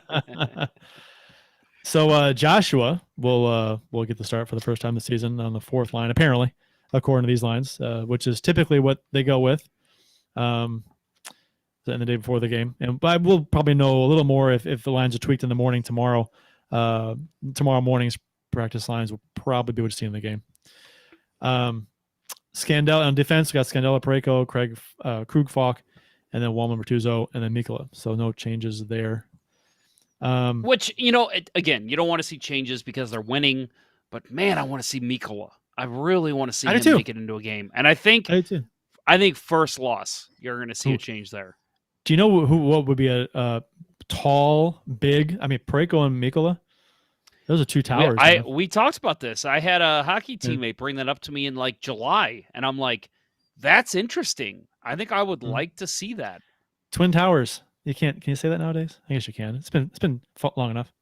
Twin towers. Stop trying to cancel yourself, Kurt. 20. It's been 20 years. It's fine. The two towers, not twin towers. The two towers. Lord of the Rings. Tower.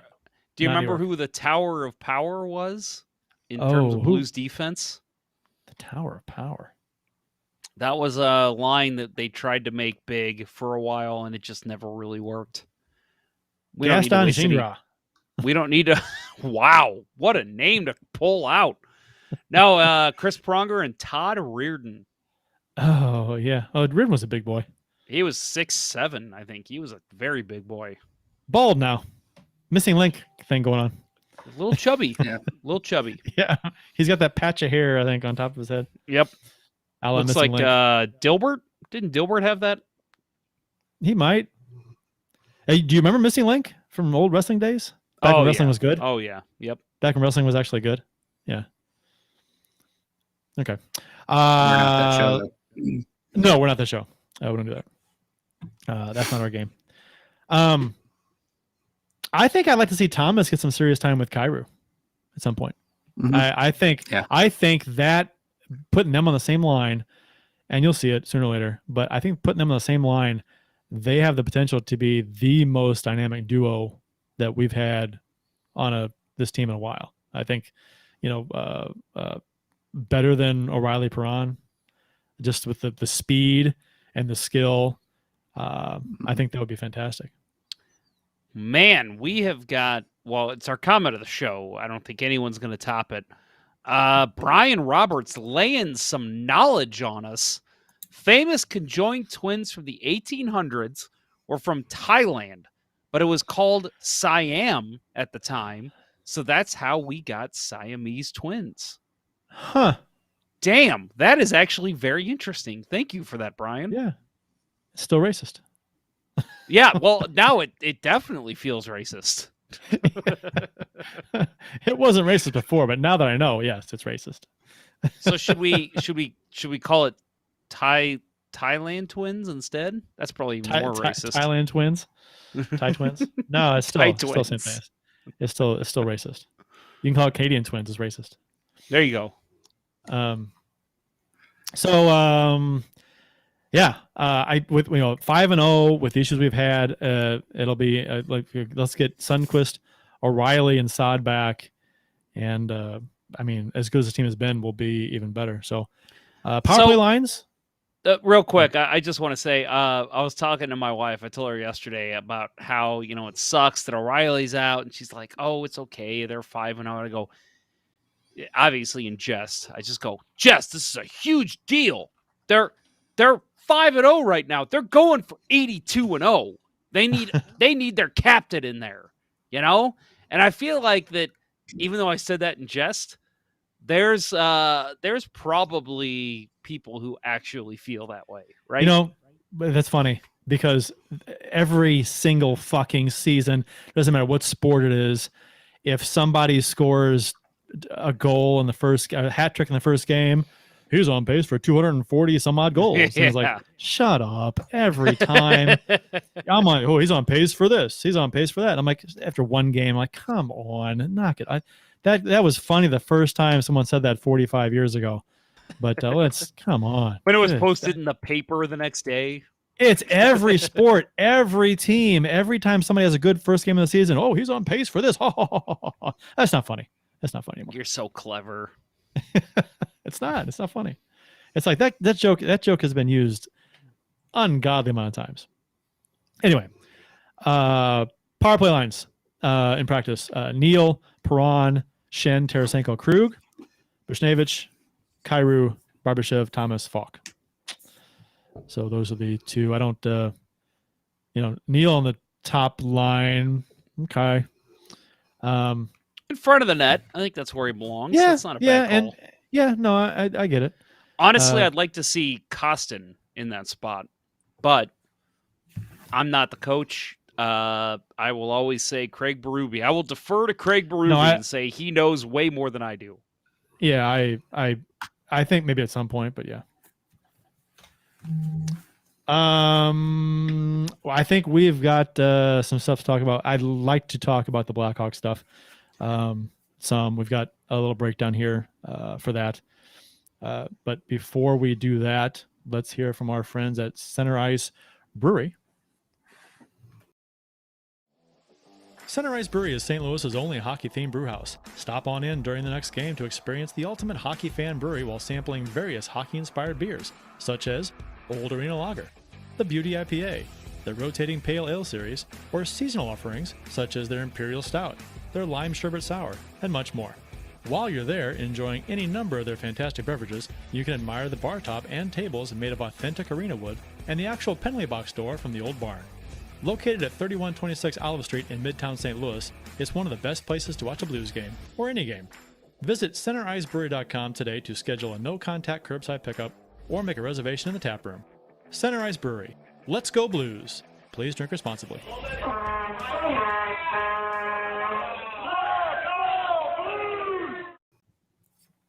I just want to say real quick that going into break, it was a weird emphasis on that last syllable, because as I was talking, I was trying to remember Adam's handle, and I didn't see it, and I couldn't remember it, and I just didn't say anything because I was in reference to Adam. I felt like that was a very I kept I had my hand on the trigger, and I'm like, Kurt clearly has something else to say. I was going to, and then you didn't say anything, so I'm like, I'm just gonna start the commercial. No, I was like, what was his handle? I couldn't remember something, and I couldn't recall what it was, and then I just didn't say anything. And then I'm glad you went forward with it eventually. But yeah. So I just want to reference, like you said, Adam's handle over there in the YouTube chat. He I can't find. Okay, so let me just. There's a couple references here that after we were talking about the hoodie. Oh, here he goes. He says we have gray crew necks now, as well as a dark gray zip up hoodie. So That's probably cool. If it's dark gray, I imagine it's probably the black logo, right? I would imagine. That would be my guess. If not, maybe blue. But very cool. I'll stop in next time I go in. I'm sure I'll drink too much and I'll be like, I'm gonna buy that one too. That's probably what's gonna happen. That's exactly what happened with what you've got on now. Exactly. Kurt and I were there for that. Yes. That should be their slogan above the door. Drink too much and buy a hoodie. Yep, exactly. There you go. That's made famous by Jeff Ponder of Let's Go Blues Radio. But Brian Roberts in there said, wish I could get center ice on the west side of the state. He's in the Kansas City area. Barely get any St. Louis beers out here in the sticks. Only been Urban Chestnut once. Schlafly is most common. And then Adam responded, we are expanding. Look for us in Kansas City, Springfield, and more places soon. John Burrito asks, which, by the way, John Burrito, that is a fun little John name Burrito, to say. that's awesome. I love that. Yeah, I love that. He says, Branson, ? And he says, I'm sure it'll be there soon. We partnered with Power Play Beverage, a distribution company in Missouri, to ship our beers all across the state, which you guys actually mentioned last week. So that's see, I listen when I'm not on the show. Yeah, that's that, and that's awesome. And Reed Lowe is a great dude. He's a part of that, and very excited to see how far we can get Center Ice Brewery to stretch into the state. Aaron Enchilada says that I'm gonna be checking out Center Ice after I go to my first game next month. Not Aaron Enchilada, it's Matt Harris. I was playing off. I was gonna say, I'm like, wait a minute, how did I miss that? It was a Mexican food joke. It sure was racist somehow. I don't know. But Brian Roberts says Brian I'm Roberts. actually up more near St. Joe than KC. So okay, St. Matt Joe's Harris said St. Joe's more north, right? North. You guys don't know. You're Illinois people. I think they're more northwest. No. You don't understand who you got in the middle here. Bill knows every place in the, in the tri-state area. I don't know what the third state is, but I said you want to know? You want to know what's crazy to me, real quick? My dad was a regional jobber engineer for Amoco Oil. So like, I'm not making this up. Like I would call him, and I'd be on my way to like Omaha or whatever for whatever stupid reason I was traveling in my early 20s. And I'd be like, oh, yeah, we're out at, we're real close to Mound City. And he would go, oh, so you're near exit 73, And like, I'd be like, how the hell do you know that? And like, he knew all the exit numbers for every highway in the state of Missouri. It was so fucking weird. We don't call Bill Johnny MapQuest for nothing. He does that kind of stuff. Yeah. Didn't Jeff used to call you all the time, ask for directions, and you'd like, oh yeah, go here. You're there. Yeah, no, he used to refer to me as Bill Star. When OnStar was new, right? Yeah. No, that that was something I got from my dad too. I mean, my dad just used to drive us all over God's creation because we didn't have a whole lot else to do. And yeah, I had a pretty impeccable sense of direction. My most favorite thing about that was when I had been to Boston one time in my life. I was going to school up in the Northeast, and my parents were there dropping me off. And I said, oh, I think I can get us through Boston, no problem. And I managed it pretty damn well, I think. Although we did see, a bub getting the shit kicked out of him by a bunch of drunk guys, but I think that happens on every other street corner in that city. Oh, I'm sure he had it coming. I think there's probably only so much sense of direction to go around. That's why you have a lot and I have none. That very well could be true. You know what? I thought I did, and then I met my wife, and we went on trips together, and I'd be like, I think we got to go here and here. And she'd be like, no, you're wrong. And I'd be like, no, you're wrong. And then we'd go my way. And I'd be like, oh, fuck. She was right. And it's like, oh, I guess I really have no fucking clue what I'm doing. Next up for the Blues, Thursday nights versus Colorado in St. Louis. Colorado is 2-4-0. And in or is it 2-4? Let's say 3-4-0. They won tonight in overtime. 2-4-6-8. Yeah, they were 2-4 when I wrote this, but they have 3-4. They won tonight, right? Well, before this show, they were 2-4 in 6th place in the division, 13th place in the conference. They didn't play tonight. They didn't. Okay, who am I thinking of? They Oh, played Vegas. Thinking of Dallas. I'm thinking Vegas. Yeah. I'm thinking, okay, Vegas, so yes, yeah. Colorado is 2-4, 6th place in the division, 13th place in the conference. Yeah, I was thinking of Vegas. They lost at home to Vegas on Tuesday night, 3-1. No O'Reilly, no Saad, no Sunquist for the Blues tomorrow. McKinnon should be in the lineup tomorrow. He is a -6 so far this season and was -5 his first full game back versus Washington. I think it's his diet. Probably. Yeah, he's too healthy. Mm-hmm. Yeah. Landeskog will more also be French back in. fries and gravy. Yeah, I was gonna say throw some more McDonald's in there, Nathan. So they should have a full roster. They should, right? Landeskog Right. and McKinnon both back. Yeah, Their it's third kinda pairing is tables Eric turned. and Jack Johnson. Yeah. So this will It's be an crazy. interesting test. The COVID Blues versus the full strength Colorado Avalanche in St. Louis. Yeah. Good test for them because they haven't had a good start to the season. So we'll see what they bring. Yeah, like I was saying, it's kind of the polar opposite of when we went there. McKinnon's out with COVID and Landeskog suspended, and now we're without two of our top six ourselves, and yeah, it's going to be a test, and that it's. I don't think too many people are going to be completely upset if we lose tomorrow. Just hope it's not a shellacking like that second game of the season last year. Are you kidding me, man? They're going for 82-0. Hmm. I'll be fucking furious if they lose. Who was it that said 82-0 or fire Berube? Somebody, Matt Harris, said that in the chat. That's pretty good. Bring back Mike Yo. All right. So Brad Aldrich and the Chicago Blackhawks. This has been big, huge news amongst the hockey community past few days, especially today. Brad Aldrich, if you're not aware of the news, this is a huge deal. Became public months ago, and I'll just read this kind of verbatim, and you guys jump in, comment on whatever you want. Okay. A lot of this is going to talk from the report, some excerpts from the report, and from some articles that were written up. So just chime in whenever you. So it became public months ago that Brad Aldrich, former video coach of the Chicago Blackhawks, was accused of sexually assaulting one of the Blackhawk Black Aces during their Stanley Cup run in 2020. The Blackhawks 2010. The Blackhawks had an independent firm investigate this, and their findings were released today. Not long after the report came out today, Kyle Beach came forward as the player whom Aldrich was accused of sexually assaulting. TSN interviewed him today, and that interview is extremely emotional and disturbing. It's about a half an hour long. Yeah, if you haven't, I was going to say, I'll add in real quick that I watched this and I instantly dropped the link in our little group chat we have. And I mean, I even said, I think 10 minutes in, I told you guys, don't watch this. Read the notes. It is way too hard to watch. It's like Two Girls, One Cup. Here's the, don't watch it. Read the transcript.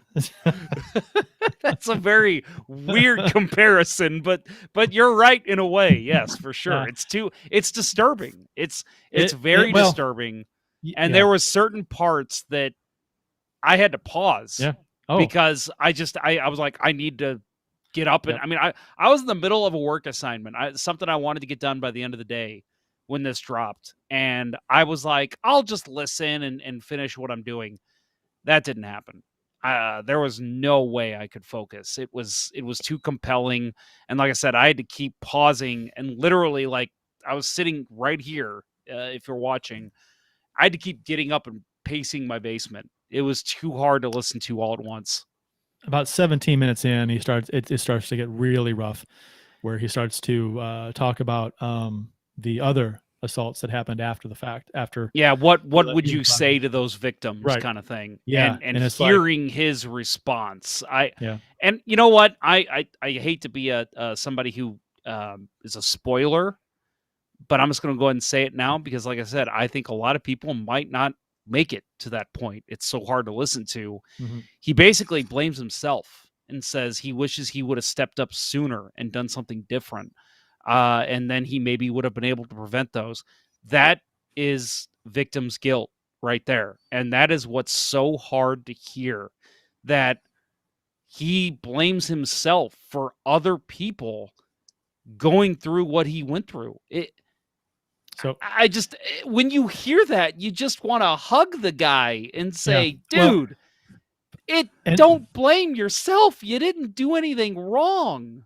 anybody who is questioning the authenticity of him and what he's saying, just watch it. I mean, that you can't fake that. I mean, first off, why in the hell would you ever? And two, I mean, you can't, anyway. So the timeline for this is, according to the report, which was conducted by the law firm of Jenner and Block, a contingent of the Blackhawks Senior Leadership Trust met on May 23rd, 2010, to discuss the accusations that Brad Aldrich had sexually assaulted a Blackhawks player prior to the team's Western Conference final game against the San Jose Sharks. Excerpts from the report are, quote, John Doe stated, among other details, that on one occasion during the second week of May 2010, Aldrich invited him to his apartment, provided him with dinner and drinks, told him he had the power to get John Doe onto the Blackhawks roster, and then turned on pornography. Which, I mean, if that happens to you, you're in for... Well, and that was the first... And listen, I don't want to get into the grim detail. Did you guys actually read the report? No, I read the actual full report that both Aldrich and Beach gave. And I read it this morning. I'm sitting there, my son's sitting there watching Mickey Mouse, getting ready for the bus, and I'm sitting here reading this report, flipping through on my phone. And I'm literally, I just ate breakfast. I am getting sick to my stomach reading this. I mean, one of the things he said was he invited him over to come watch hockey, watch game tape. You know, I'm gonna cook you a nice home cooked meal because you're living in a hotel right now. And he invites him over, and he flips on porn, and he goes, "Oh, now you can see what I was watching last night, ha ha," and then like flips it off, and then he's like, he just keeps flipping back to it. It keeps flipping back, and this player Kyle Beach says, you know, I'm getting very uncomfortable here, you know, like stop this, and it just clearly, obviously goes on from there, and it's. Oh, God, it's so hard to read. So it got to a point where there was an altercation. John Doe recalled that after, well, it was Kyle Beach. John Doe was Kyle Beach. He came forward today. So he recalled that after he punched Aldrich, Aldrich stood up, grabbed a souvenir Cubs miniature baseball bat that was either on the shelf or the window, and told John Doe that John Doe was not going anywhere. He recalled that he was sitting up at this point and froze. Beach recalled that Aldrich said the words to the effect of, "If you don't lie down and act like you enjoy it, I'll make sure you never play in the NHL or walk again." Yeah, and he, again, I don't want to get into the grim details, but he performed sexual acts on John Doe, let's just call him, and then basically did the same, did something similar to him. And I read this, and we're going to get into this, guys, I know, but when Kyle Beach comes forward and tells other people, you know, he went into the grim details, right? He had to go to these people and tell them exactly what happened. How can you turn your back on what he's told you? How can you just ignore this? It's infuriating. It's frustrating. It's confusing, because how can you let this happen and not do anything about it? And that's the question that everyone's asking, and they gave a reason. You know, so in this meeting with the higher ups with Blackhawks, in the meeting were Bowman, McIsaac, President and CEO John McDonough, and coach Joel Quenneville, who Blues fans are very familiar with, assistant GM Kevin Cheveldayoff, and executive vice president Jay Blanc. So they were all in this meeting of when the accusations were discussed and revealed to them. And Quenneville and Cheveldayoff are the only members of that group to still hold senior positions within NHL teams following Bowman's resignation today. Quenneville is currently a coach of the Florida Panthers, and Cheveldayoff is GM of the Winnipeg Jets. So all three of those guys had publicly denied having knowledge of these accusations at the time. So first off, they're all caught lying about it, which is awful in itself. But in an official statement issued on July 13th, 2021, Quenneville stated, the allegations in this lawsuit are clearly serious. I first learned of these allegations through the media earlier this summer. That's a lie. Also, in an official statement issued on July 22nd, 2021 by Cheveldayoff, he said, I had no knowledge of any allegations involving Mr. Aldrich until asked if I was aware of anything just prior to the conclusion of his employment with the Chicago Blackhawks. That is also a lie. According to the report, when Quenneville was made aware of the allegations, his response was that the team had worked hard to get this far in the postseason and that they could not handle this right now. Which, I'm at a loss for words with all this, because this is a fucking video coach.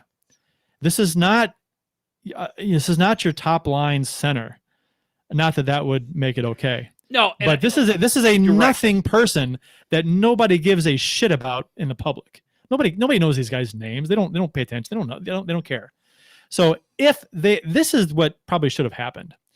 When these allegations came forth, they should have suspended him, Aldrich, indefinitely, reported this to the police, and let them do an investigation and do an investigation of their own, and then hire a new video coach, promote somebody, and fucking move on with the playoffs, and then Aldrich is being taken care of by the proper people. How hard would that have been? And that wouldn't have been a distraction. Why would that have been a fucking distraction to do that? I don't get this at all. It makes no sense. Here's the least you could do. The very least is you suspend Aldrich, say, we don't want you around the team. We're not firing you. We just don't want you around for the playoff run. You hand the video coach duties over to one of your current coaches on the staff, and you don't say anything to the players. You don't tell anyone. You just say, hey, Aldrich, he's got some things going on. He's going to be away from the team. It's going to raise some eyebrows and make people question what's going on. But at the least, it's none of their business. You're getting rid of the problem. You're continuing on with your playoff run. And at the end of the season, you announce Aldrich is no longer a member of the staff. And you move on from it. But clearly there's going to be things we'll talk about, I'm sure, with the letter of recommendation, which made it even worse. But at the very least, you've removed the problem right when it happened, and they didn't do any of that. What are you going to say, Bill? I was going to say, yeah, you could take steps there to take that immediate step of removing him from the organization, whether it's leave of absence, forced leave of absence, and you figure out a way. You come up with a strategy to figure out a way to insulate the players from it, play down any rumors. It probably, it sounds like it was well known that this guy was had a proclivity for doing these kinds of things. He wasn't Kyle Beach wasn't the only person that he made advances towards. So it probably would have raised eyebrows. But, when you hear the stories about the on ice conduct of people, chasing other guys around the ice, making fun of them about getting a BJ from this guy, you have to think that there's deeper organizational knowledge of what was going on to begin with. Brent Sopel said the entire team knew. The entire team. It wasn't just him. It was Brent Sopel and yeah, right. No, one more guy, one more player. I can't remember. Yeah, I can't remember who it was. Yeah, they both said that the whole team knew. Right. And when I heard the story about some veteran player chasing not Beach, but the other Black Ace around the ice, making fun of him, I thought immediately that's got to be Dan Carcillo. And Carcillo was out there on Twitter today saying this is a disgrace. So that was a few years later. Maybe I'm wrong about him. Wasn't that accusation like in 13 or 14? Someone was chasing him on the rink. I thought it was. I could be wrong, but yeah. But yeah, you find a way to insulate the players from it and remove them from the situation, but they didn't do that. And then they rewarded the guy. They allowed him to get his name on the cup. They allowed him to participate in the celebrations. You know, that to me says that they thought they had it under control, right? That there were never going to be any repercussions. Nick Boynton. Yeah. It was Nick Boynton. Yeah. So no, and that's the thing that makes me lose my mind. What Bill just said is the fact that they basically were like, here's your name on the cup, and we're going to help you get your next job. You're right. I'm sorry, Kurt. Before we get too ahead, let's continue with this. Yeah. So additionally, the report states that the Blackhawks director of human resources at the time revealed that McDonough, then president and CEO of the Blackhawks, told her that the group that met on May 23rd concluded that they would not alert human resources or outside legal counsel so as not to disturb team chemistry. The Blackhawks went on to win the Stanley Cup that year, and Aldrich got his name engraved on the cup, which is just awful. On June 16th, 2010, days after the Blackhawks Stanley Cup victory, the organization's head of human resources and outside counsel for the team met with Aldrich to inform him of the allegations made against him. Aldrich was presented with two options: to resign or take a leave of absence while the organization launched a full internal investigation, which they never did. Aldrich chose to resign. Well, right, but Aldrich chose to resign.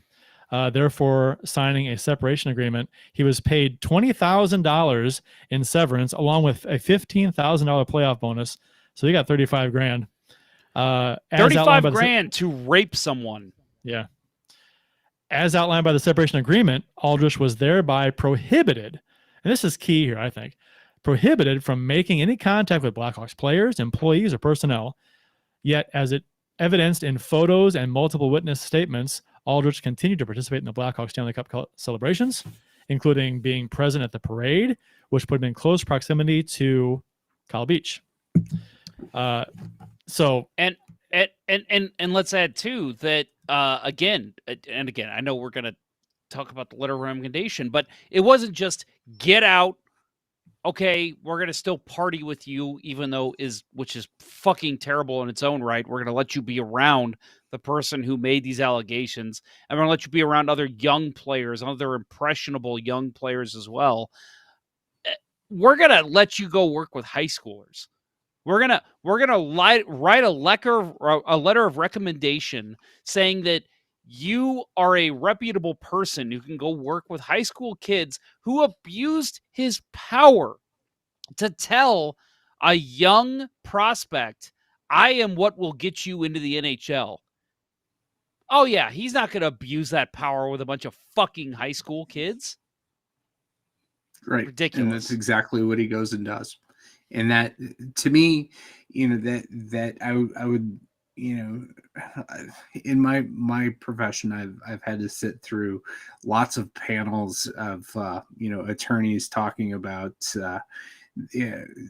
different legal, ramifications for certain case law, and that is one topic that I would love to hear is an attorney go on a long ramble about the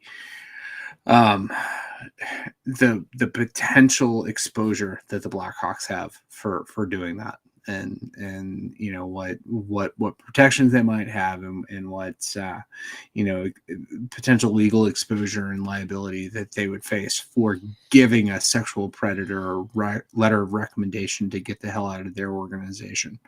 And I think that's the kind of thing that will make this a moment of reckoning, that the NHL can't continue to be this old boys network that it's always operated as. Right. It's it's a different world these days. The letter that now there's some question, and people are using the term letter of recommendation. There wasn't a letter of recommendation. It was Quenneville's evaluation of when he was. Yeah, I'm pretty sure that's what it was.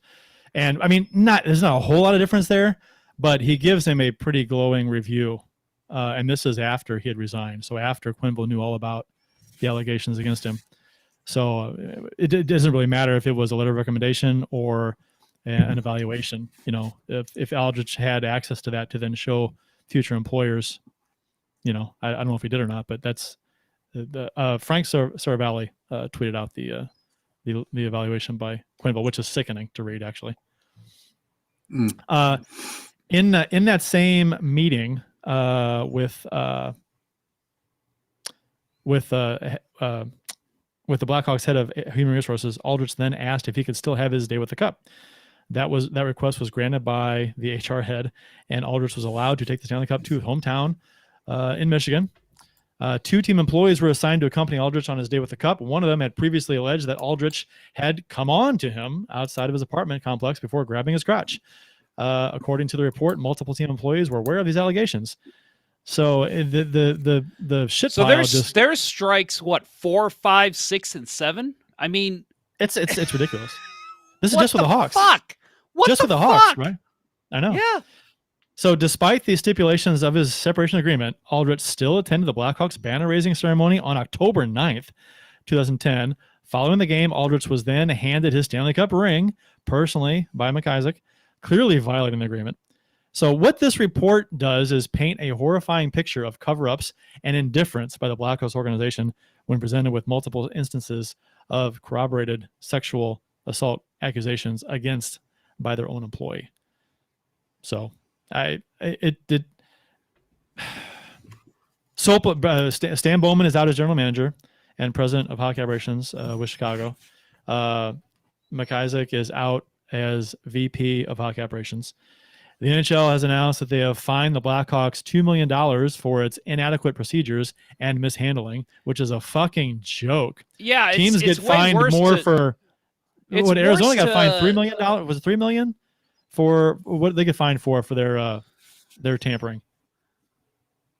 Well, the thing I was going to reference was the it's worse to circumvent the cap, the made up fucking cap. I mean, we sit here and talk about the cap here as NHL fans. It's a made up fucking number. It doesn't matter, and teams have circumvented it, and they get fined more than sexual assault. And cover-ups, covering up sexual assault. $2 million is a little over 2% of the salary cap for the Hawks this year. 2%. Right. It's nothing. Right. That's, and you're just talking salary cap. Yeah. What about their total revenues? Right. Total revenues. It's a joke. Yeah. Right. Worth of the organization, $1 billion. You know, the fine is, you know, based on them, you know, not having adequate controls in that. It sounds like a regulatory slap on the wrist, if anything. And to me, it's, you know, it's a bad message from Gary Bettman in the NHL not to hit them with a much harder sanction, you know, to say you guys just lost your next 10 first round draft picks because of this. You know, you actually hit them and make it count, right? But they won't do that because the Blackhawks are too important to the NHL's overall revenue plan. What about and again, I know that I'm just finding things to compare it to, and I'm bitching as a Blues fan, but like the Scott Stevens thing, even in the 90s, they were punished way harder than the Blackhawks are here. I mean, that's ridiculous. This is for talking to a player. This is talking to a player before for talking to a player, not coming on his back. Sorry, that's a little too graphic. But Jesus fucking Christ, you've got to be kidding me. You've got to take a bigger stance than this. This is ridiculous. What makes this even more sickening, if it's not sickening enough already, is that the Blackhawks' failure to act with this allowed Aldrich to freely go to work wherever without anybody knowing of the allegations against him within the Blackhawks organization, and work at a high school where he sexually assaulted a 16-year-old kid. And he went on to work at the University of Miami, Ohio, where he sexually assaulted a hockey player there. And there's a number of allegations against him, 2013, 14, 17, 18. There's a bunch of them. And who knows how many didn't get reported? Because most don't get reported. I mean, if you believe the reports and the stats and stuff. So I mean, that's what's sickening to me, is that some of these kids, you get one life to live in this world, and to have some fucker come along and quite possibly mess you up in the head by sexually assaulting you when you're 16 years old, it can ruin your life. You get one life in this world, and he comes along unchecked and fucks it up for him and his family and everything. It's just, and the Blackhawks could have stopped all that if they had just done what they were done the right thing and done what they were supposed to, probably legally obligated to do if you want to press the matter. I mean, that was a fucking crime. How is Joel Quenneville and the others in that meeting not complicit in covering up a crime? How is that not? That fucker coached a game tonight. I know. He won. He got another win in his fucking win column. He should be fired. He should be suspended. If he's not fired tomorrow after his meeting with Bettman, I've lost all faith. This is the way you do it. Well, you suspend him, you investigate it just to go through them, cross the T's, dot the I's, and then you fire him. That's what you do. And you have to. But that's obviously not going to happen. I mean, before the game tonight, they announced that he's not going to be available for questioning after the game. It's going to be Bill Zito, who's going to take the questions, and there will be no public comment about this until after his meeting with Bettman tomorrow. And what's Bettman going to do, right? I mean, he's not that stance is fine. You lose your job. That stance is fine. No comment until after the meeting with Bettman. I don't disagree with that.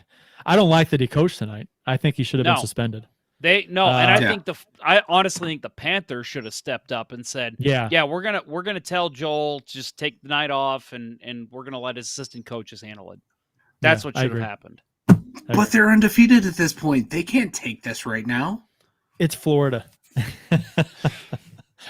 Can you and Bill? I know you're being facetious, but like some things are bigger than hockey. What if and Aldridge, it drives me fucking that's exactly crazy. what Quenneville said about the Brad Aldridge situation in 2010. We can't handle this right now. What if Aldridge? Yes, you can. What if Aldridge had raped Patrick Kane? Do you think that he wouldn't have been fired on the spot, assuming Kane came forward? Yeah. I mean, so anyone on the roster, anyone who was on their fourth line that year, anyone that was playing. Beach was on the roster. He was a black ace at the time. He was a black ace, but he wasn't playing. Yeah, he was on the roster. I think any guy on the roster who was playing night in and night out, he gets fired if he does that to one of them. Which it shouldn't matter, but it does, and it's a joke.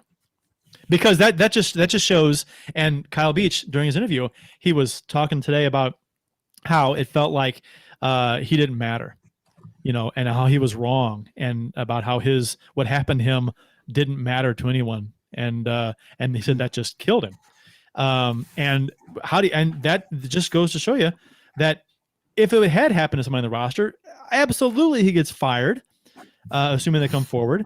But Beach, no, nothing happens. They allow him to resign and just walk away without doing an investigation. It's so absurd.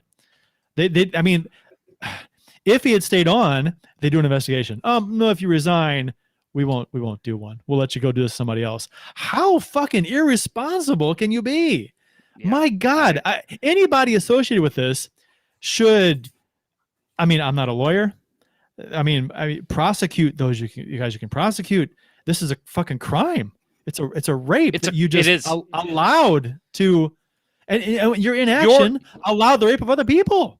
You're insane. Complicit. You're complicit in the crime. You should absolutely be able to be prosecuted for hiding this shit. And by passing the buck and saying, oh, it was all on McDonough, he was going to take care of it. No. And it's like, yeah, but when And but maybe, that's what but pissed me off about. You know what? That's fine. That's fine though. If in that meeting they determined McDonough's going to handle it, okay, he's going to handle it. Okay. But then when nothing happens ever, it's like, hey, I thought you were going to handle this. Oh yeah, well, we didn't. And then you say something, right? Yeah. Like after some amount of time goes by where nothing happens, you have to step in and say, hey, something needs to happen here. It's something. Okay, so Bowman, yeah, that's what pissed me off about Bowman's response was, when he's like, "Oh, I've stepped aside," and but I thought the whole time McDonough was going to do something. That doesn't fucking matter, dude. At this point, it's been 11 years. You never said a word. It took an investigation to come out for them to find out that you knew exactly what was going on. That's not an excuse anymore, bro. If this was a month after it happened, okay, I could maybe see a little bit, like I'm going to give him a little time to decide what he needs to do. It's been 11 years. You never said a word. So you are just as guilty as McDonough and anyone else in the organization that hid what happened. It's we've been complaining a lot about it, rightfully so, and it's just something that it's hard to understand how that many people can just look the other way. And then when Beach said in his interview today that when he Googled Brad Aldrich's name recently and he found out that there were more accusations against him in the high school and Miami University of Miami, Ohio. He said and that like pushed him hard to come forward. And you have to understand, surely what is going through Quenneville's mind. And I pick on Quenneville because he's kind of the most prominent guy that was in that meeting as far as public figures go. What's going through his mind when he hears about these cases that come up? I assume you heard about them. Accusations against Aldrich at in a high school and in the at Miami of Ohio. I mean, are you just letting it happen? I don't understand how you can, as a human being, I don't understand how you can just let a guy is a predator out there sexually assaulting kids, 16-year-old kids. It's beyond sickening, and it's beyond. I can't comprehend. My mind doesn't work that way. I cannot comprehend how someone can just look the other way. It looks like, Bill, you have something to say, so I want to get to you. But no, go ahead. I was just gonna add real quick. I actually want to give some kudos to NHL Network. I flipped that on after the Flyers game ended, and they actually just showed the full interview with Kyle Beach. So even though they're associated with the NHL, I'm very happy to see that they are bringing light to what happened and bringing media towards what happened, because this absolutely needs to be in front of every NHL fan's eyes. Yeah, and I'm glad you pointed that out, because I was gonna say that last night when I had the had NHL Network on for a little bit, there was just this laugh fest going on. I think it was Mike Rupp and Jody Shelley, and I forget the name of the host, and they were just making joke after joke about what was going on in the Devils locker room at some point, and the host just couldn't stop laughing. And I'm like, man, on a day like this, when all this news is broke about what's happened in Chicago, this just feels like, it could just be, that they're trying to keep their minds off of it, and it winds up coming off as inappropriate. But I'm glad to hear that they did take the step to actually show the TSN interview today. I think that's the great turnaround from last night.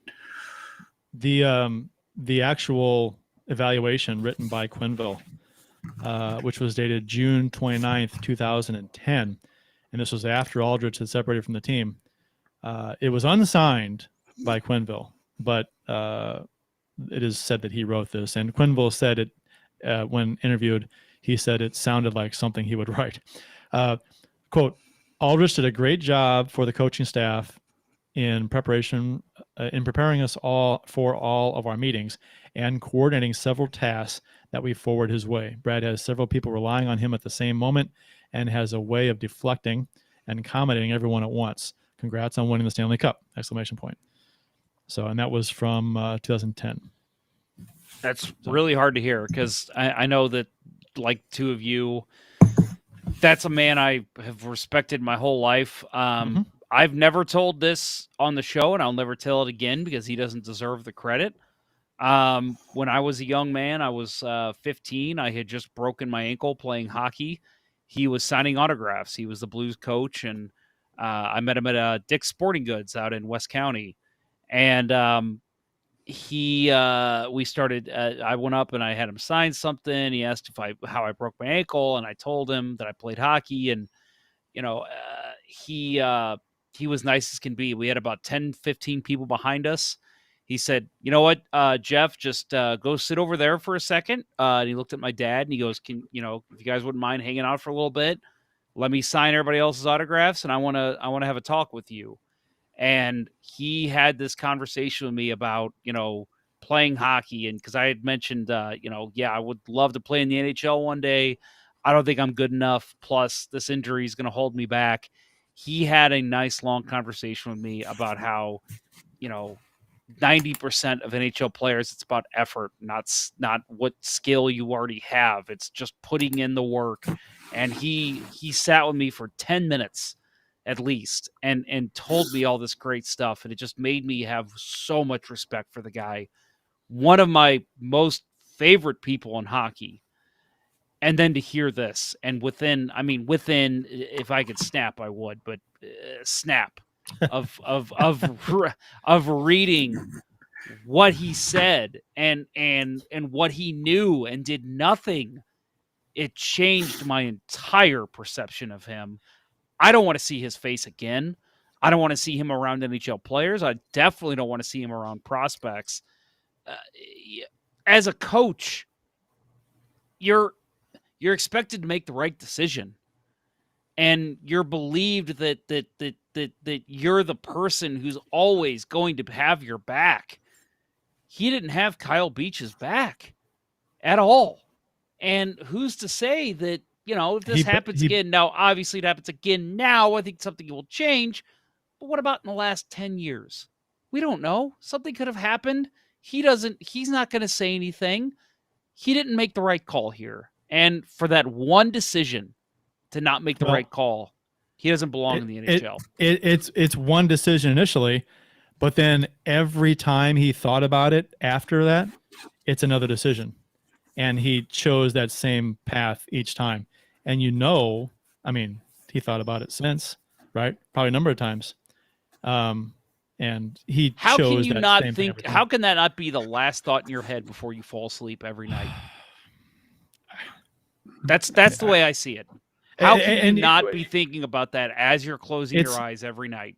It's irrational, and trying to rationalize it is futile. To do what he did and others in that meeting did that knew about it. It's beyond comprehension that somebody could let that go and let him just go out into the world and keep doing it to other people. To me, that's the crime. That's the like I said, the fact that it happened to Kyle Beach is awful, and it should have been dealt with properly. But the fact that it wasn't, and it's an even bigger deal, that it just got exponentially worse with other people, and it affected so many other lives, and probably ruined other people's lives senselessly, and ruined. Think about that.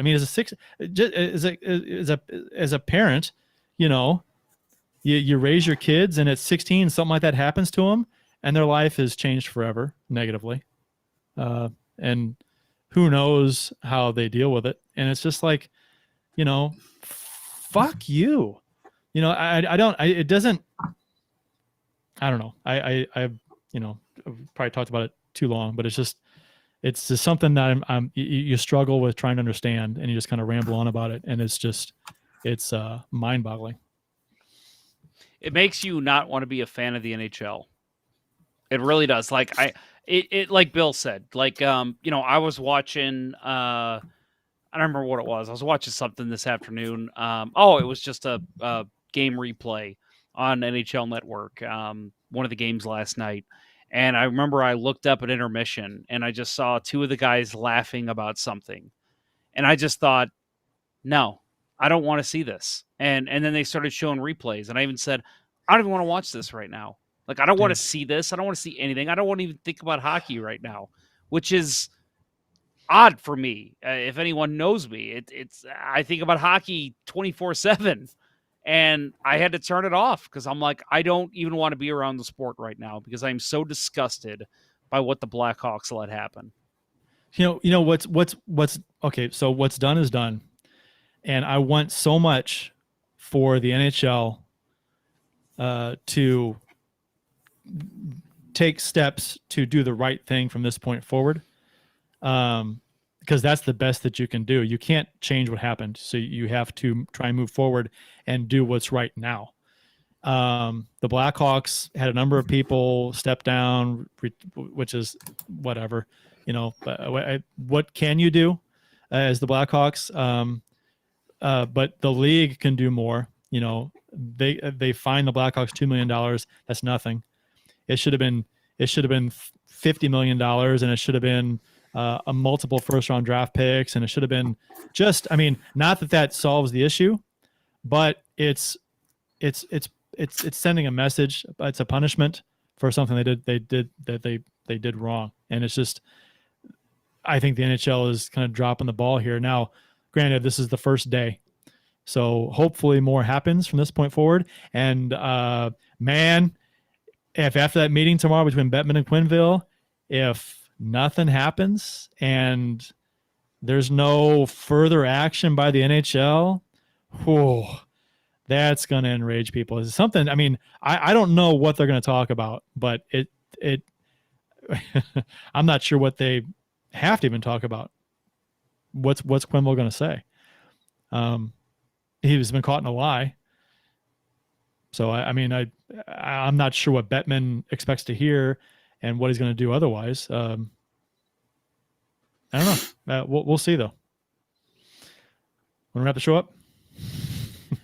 Yeah, I'm so disgusted. I hate to end on such a sour note because the Blues are fucking 5-0, and we should be celebrating and being excited. Well, we should be down in beers and just this is great. Let's hope that as this goes on, more things are done to, you can't make it right, but more things are done to I don't know, make it better if you can, or to satisfy or to give the appropriate punishments to the people that need to be punished, at least to some degree, because I think so far it's been pretty light. So allowing people to quit their jobs is not. And I think, honestly, seeing the outrage from fans on social media. Now, granted, I know that a lot of times social media is the vocal minority, but we have seen social media. Plus, there was Bruins fans in Florida tonight that were chanting "Fire Quenneville." I think it's only going to get worse. I think next road game, you mentioned it, I think, Kurt, in our chat, that next road game, it's only going to be worse for Quenneville if he's still around. They were lucky to be at home tonight.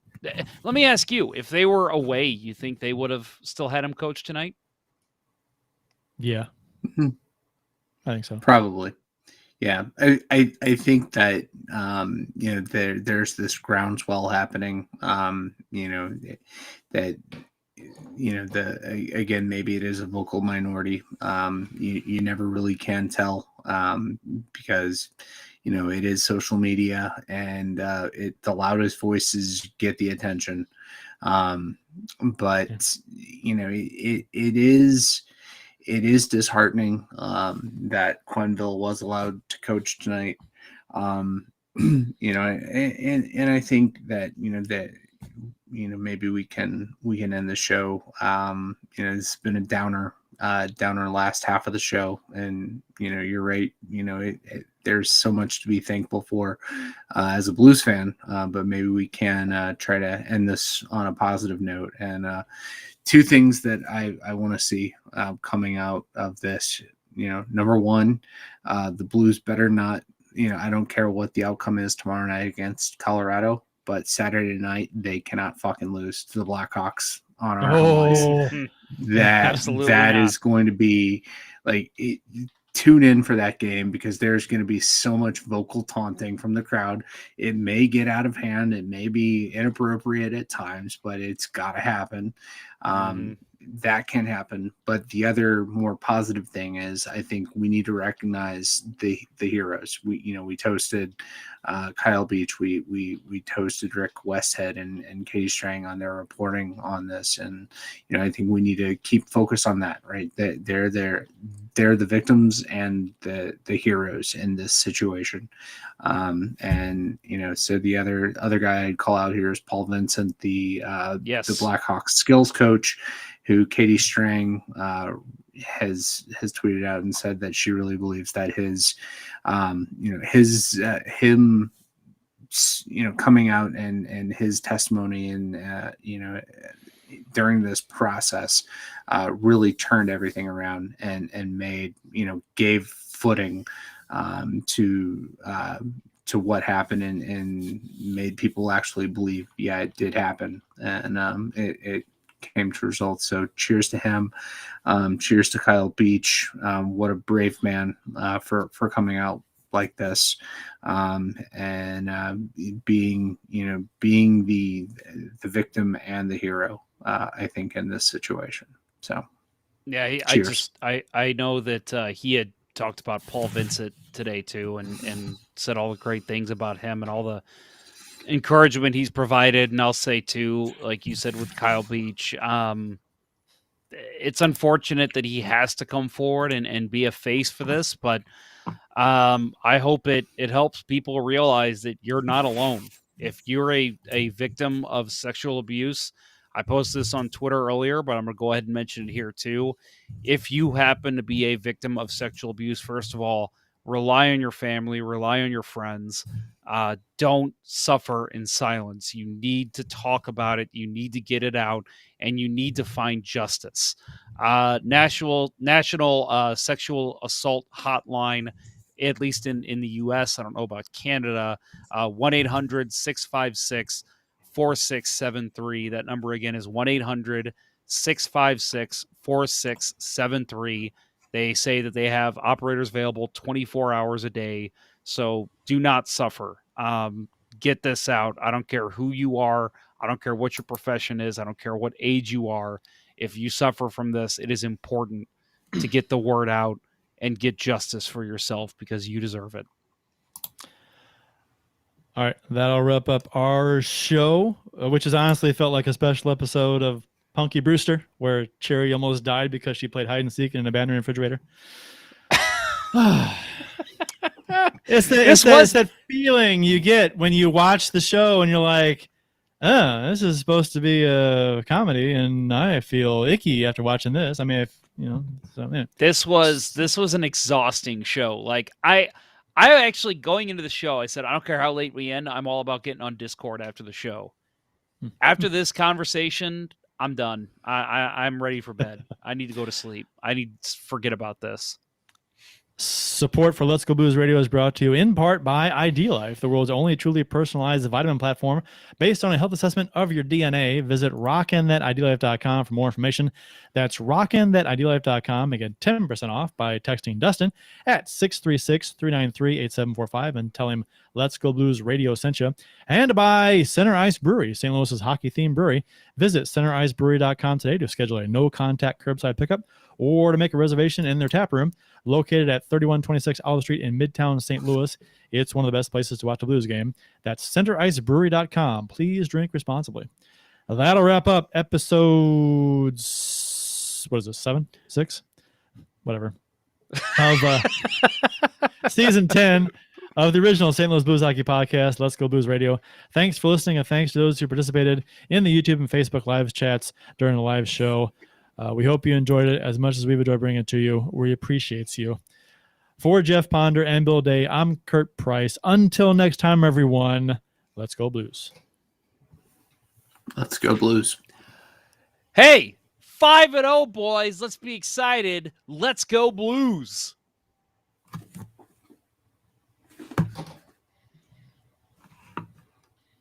That's on me, isn't it? The Chiefs are at home tonight against Cyanosport at the War Memorial at 8. Good seats are still available. I think that went very well. Thank you for listening to Let's Go Blues Radio. Now take off, hosers. I want you to have a heart attack and die so that we never have to do this shit again. Well, there's 90 minutes of your life you'll never get back. Sorry. St. Louis Blues, St. Louis Blues. Have you heard the news about our St. Louis Blues? They've only just begun, they're on their way to #1. Now there's no more blues for our St. Louis Blues. The Blues are on the ice tonight again. They're rough and tough and got the stuff to win. They'll always get one more, no matter what the score. They are quite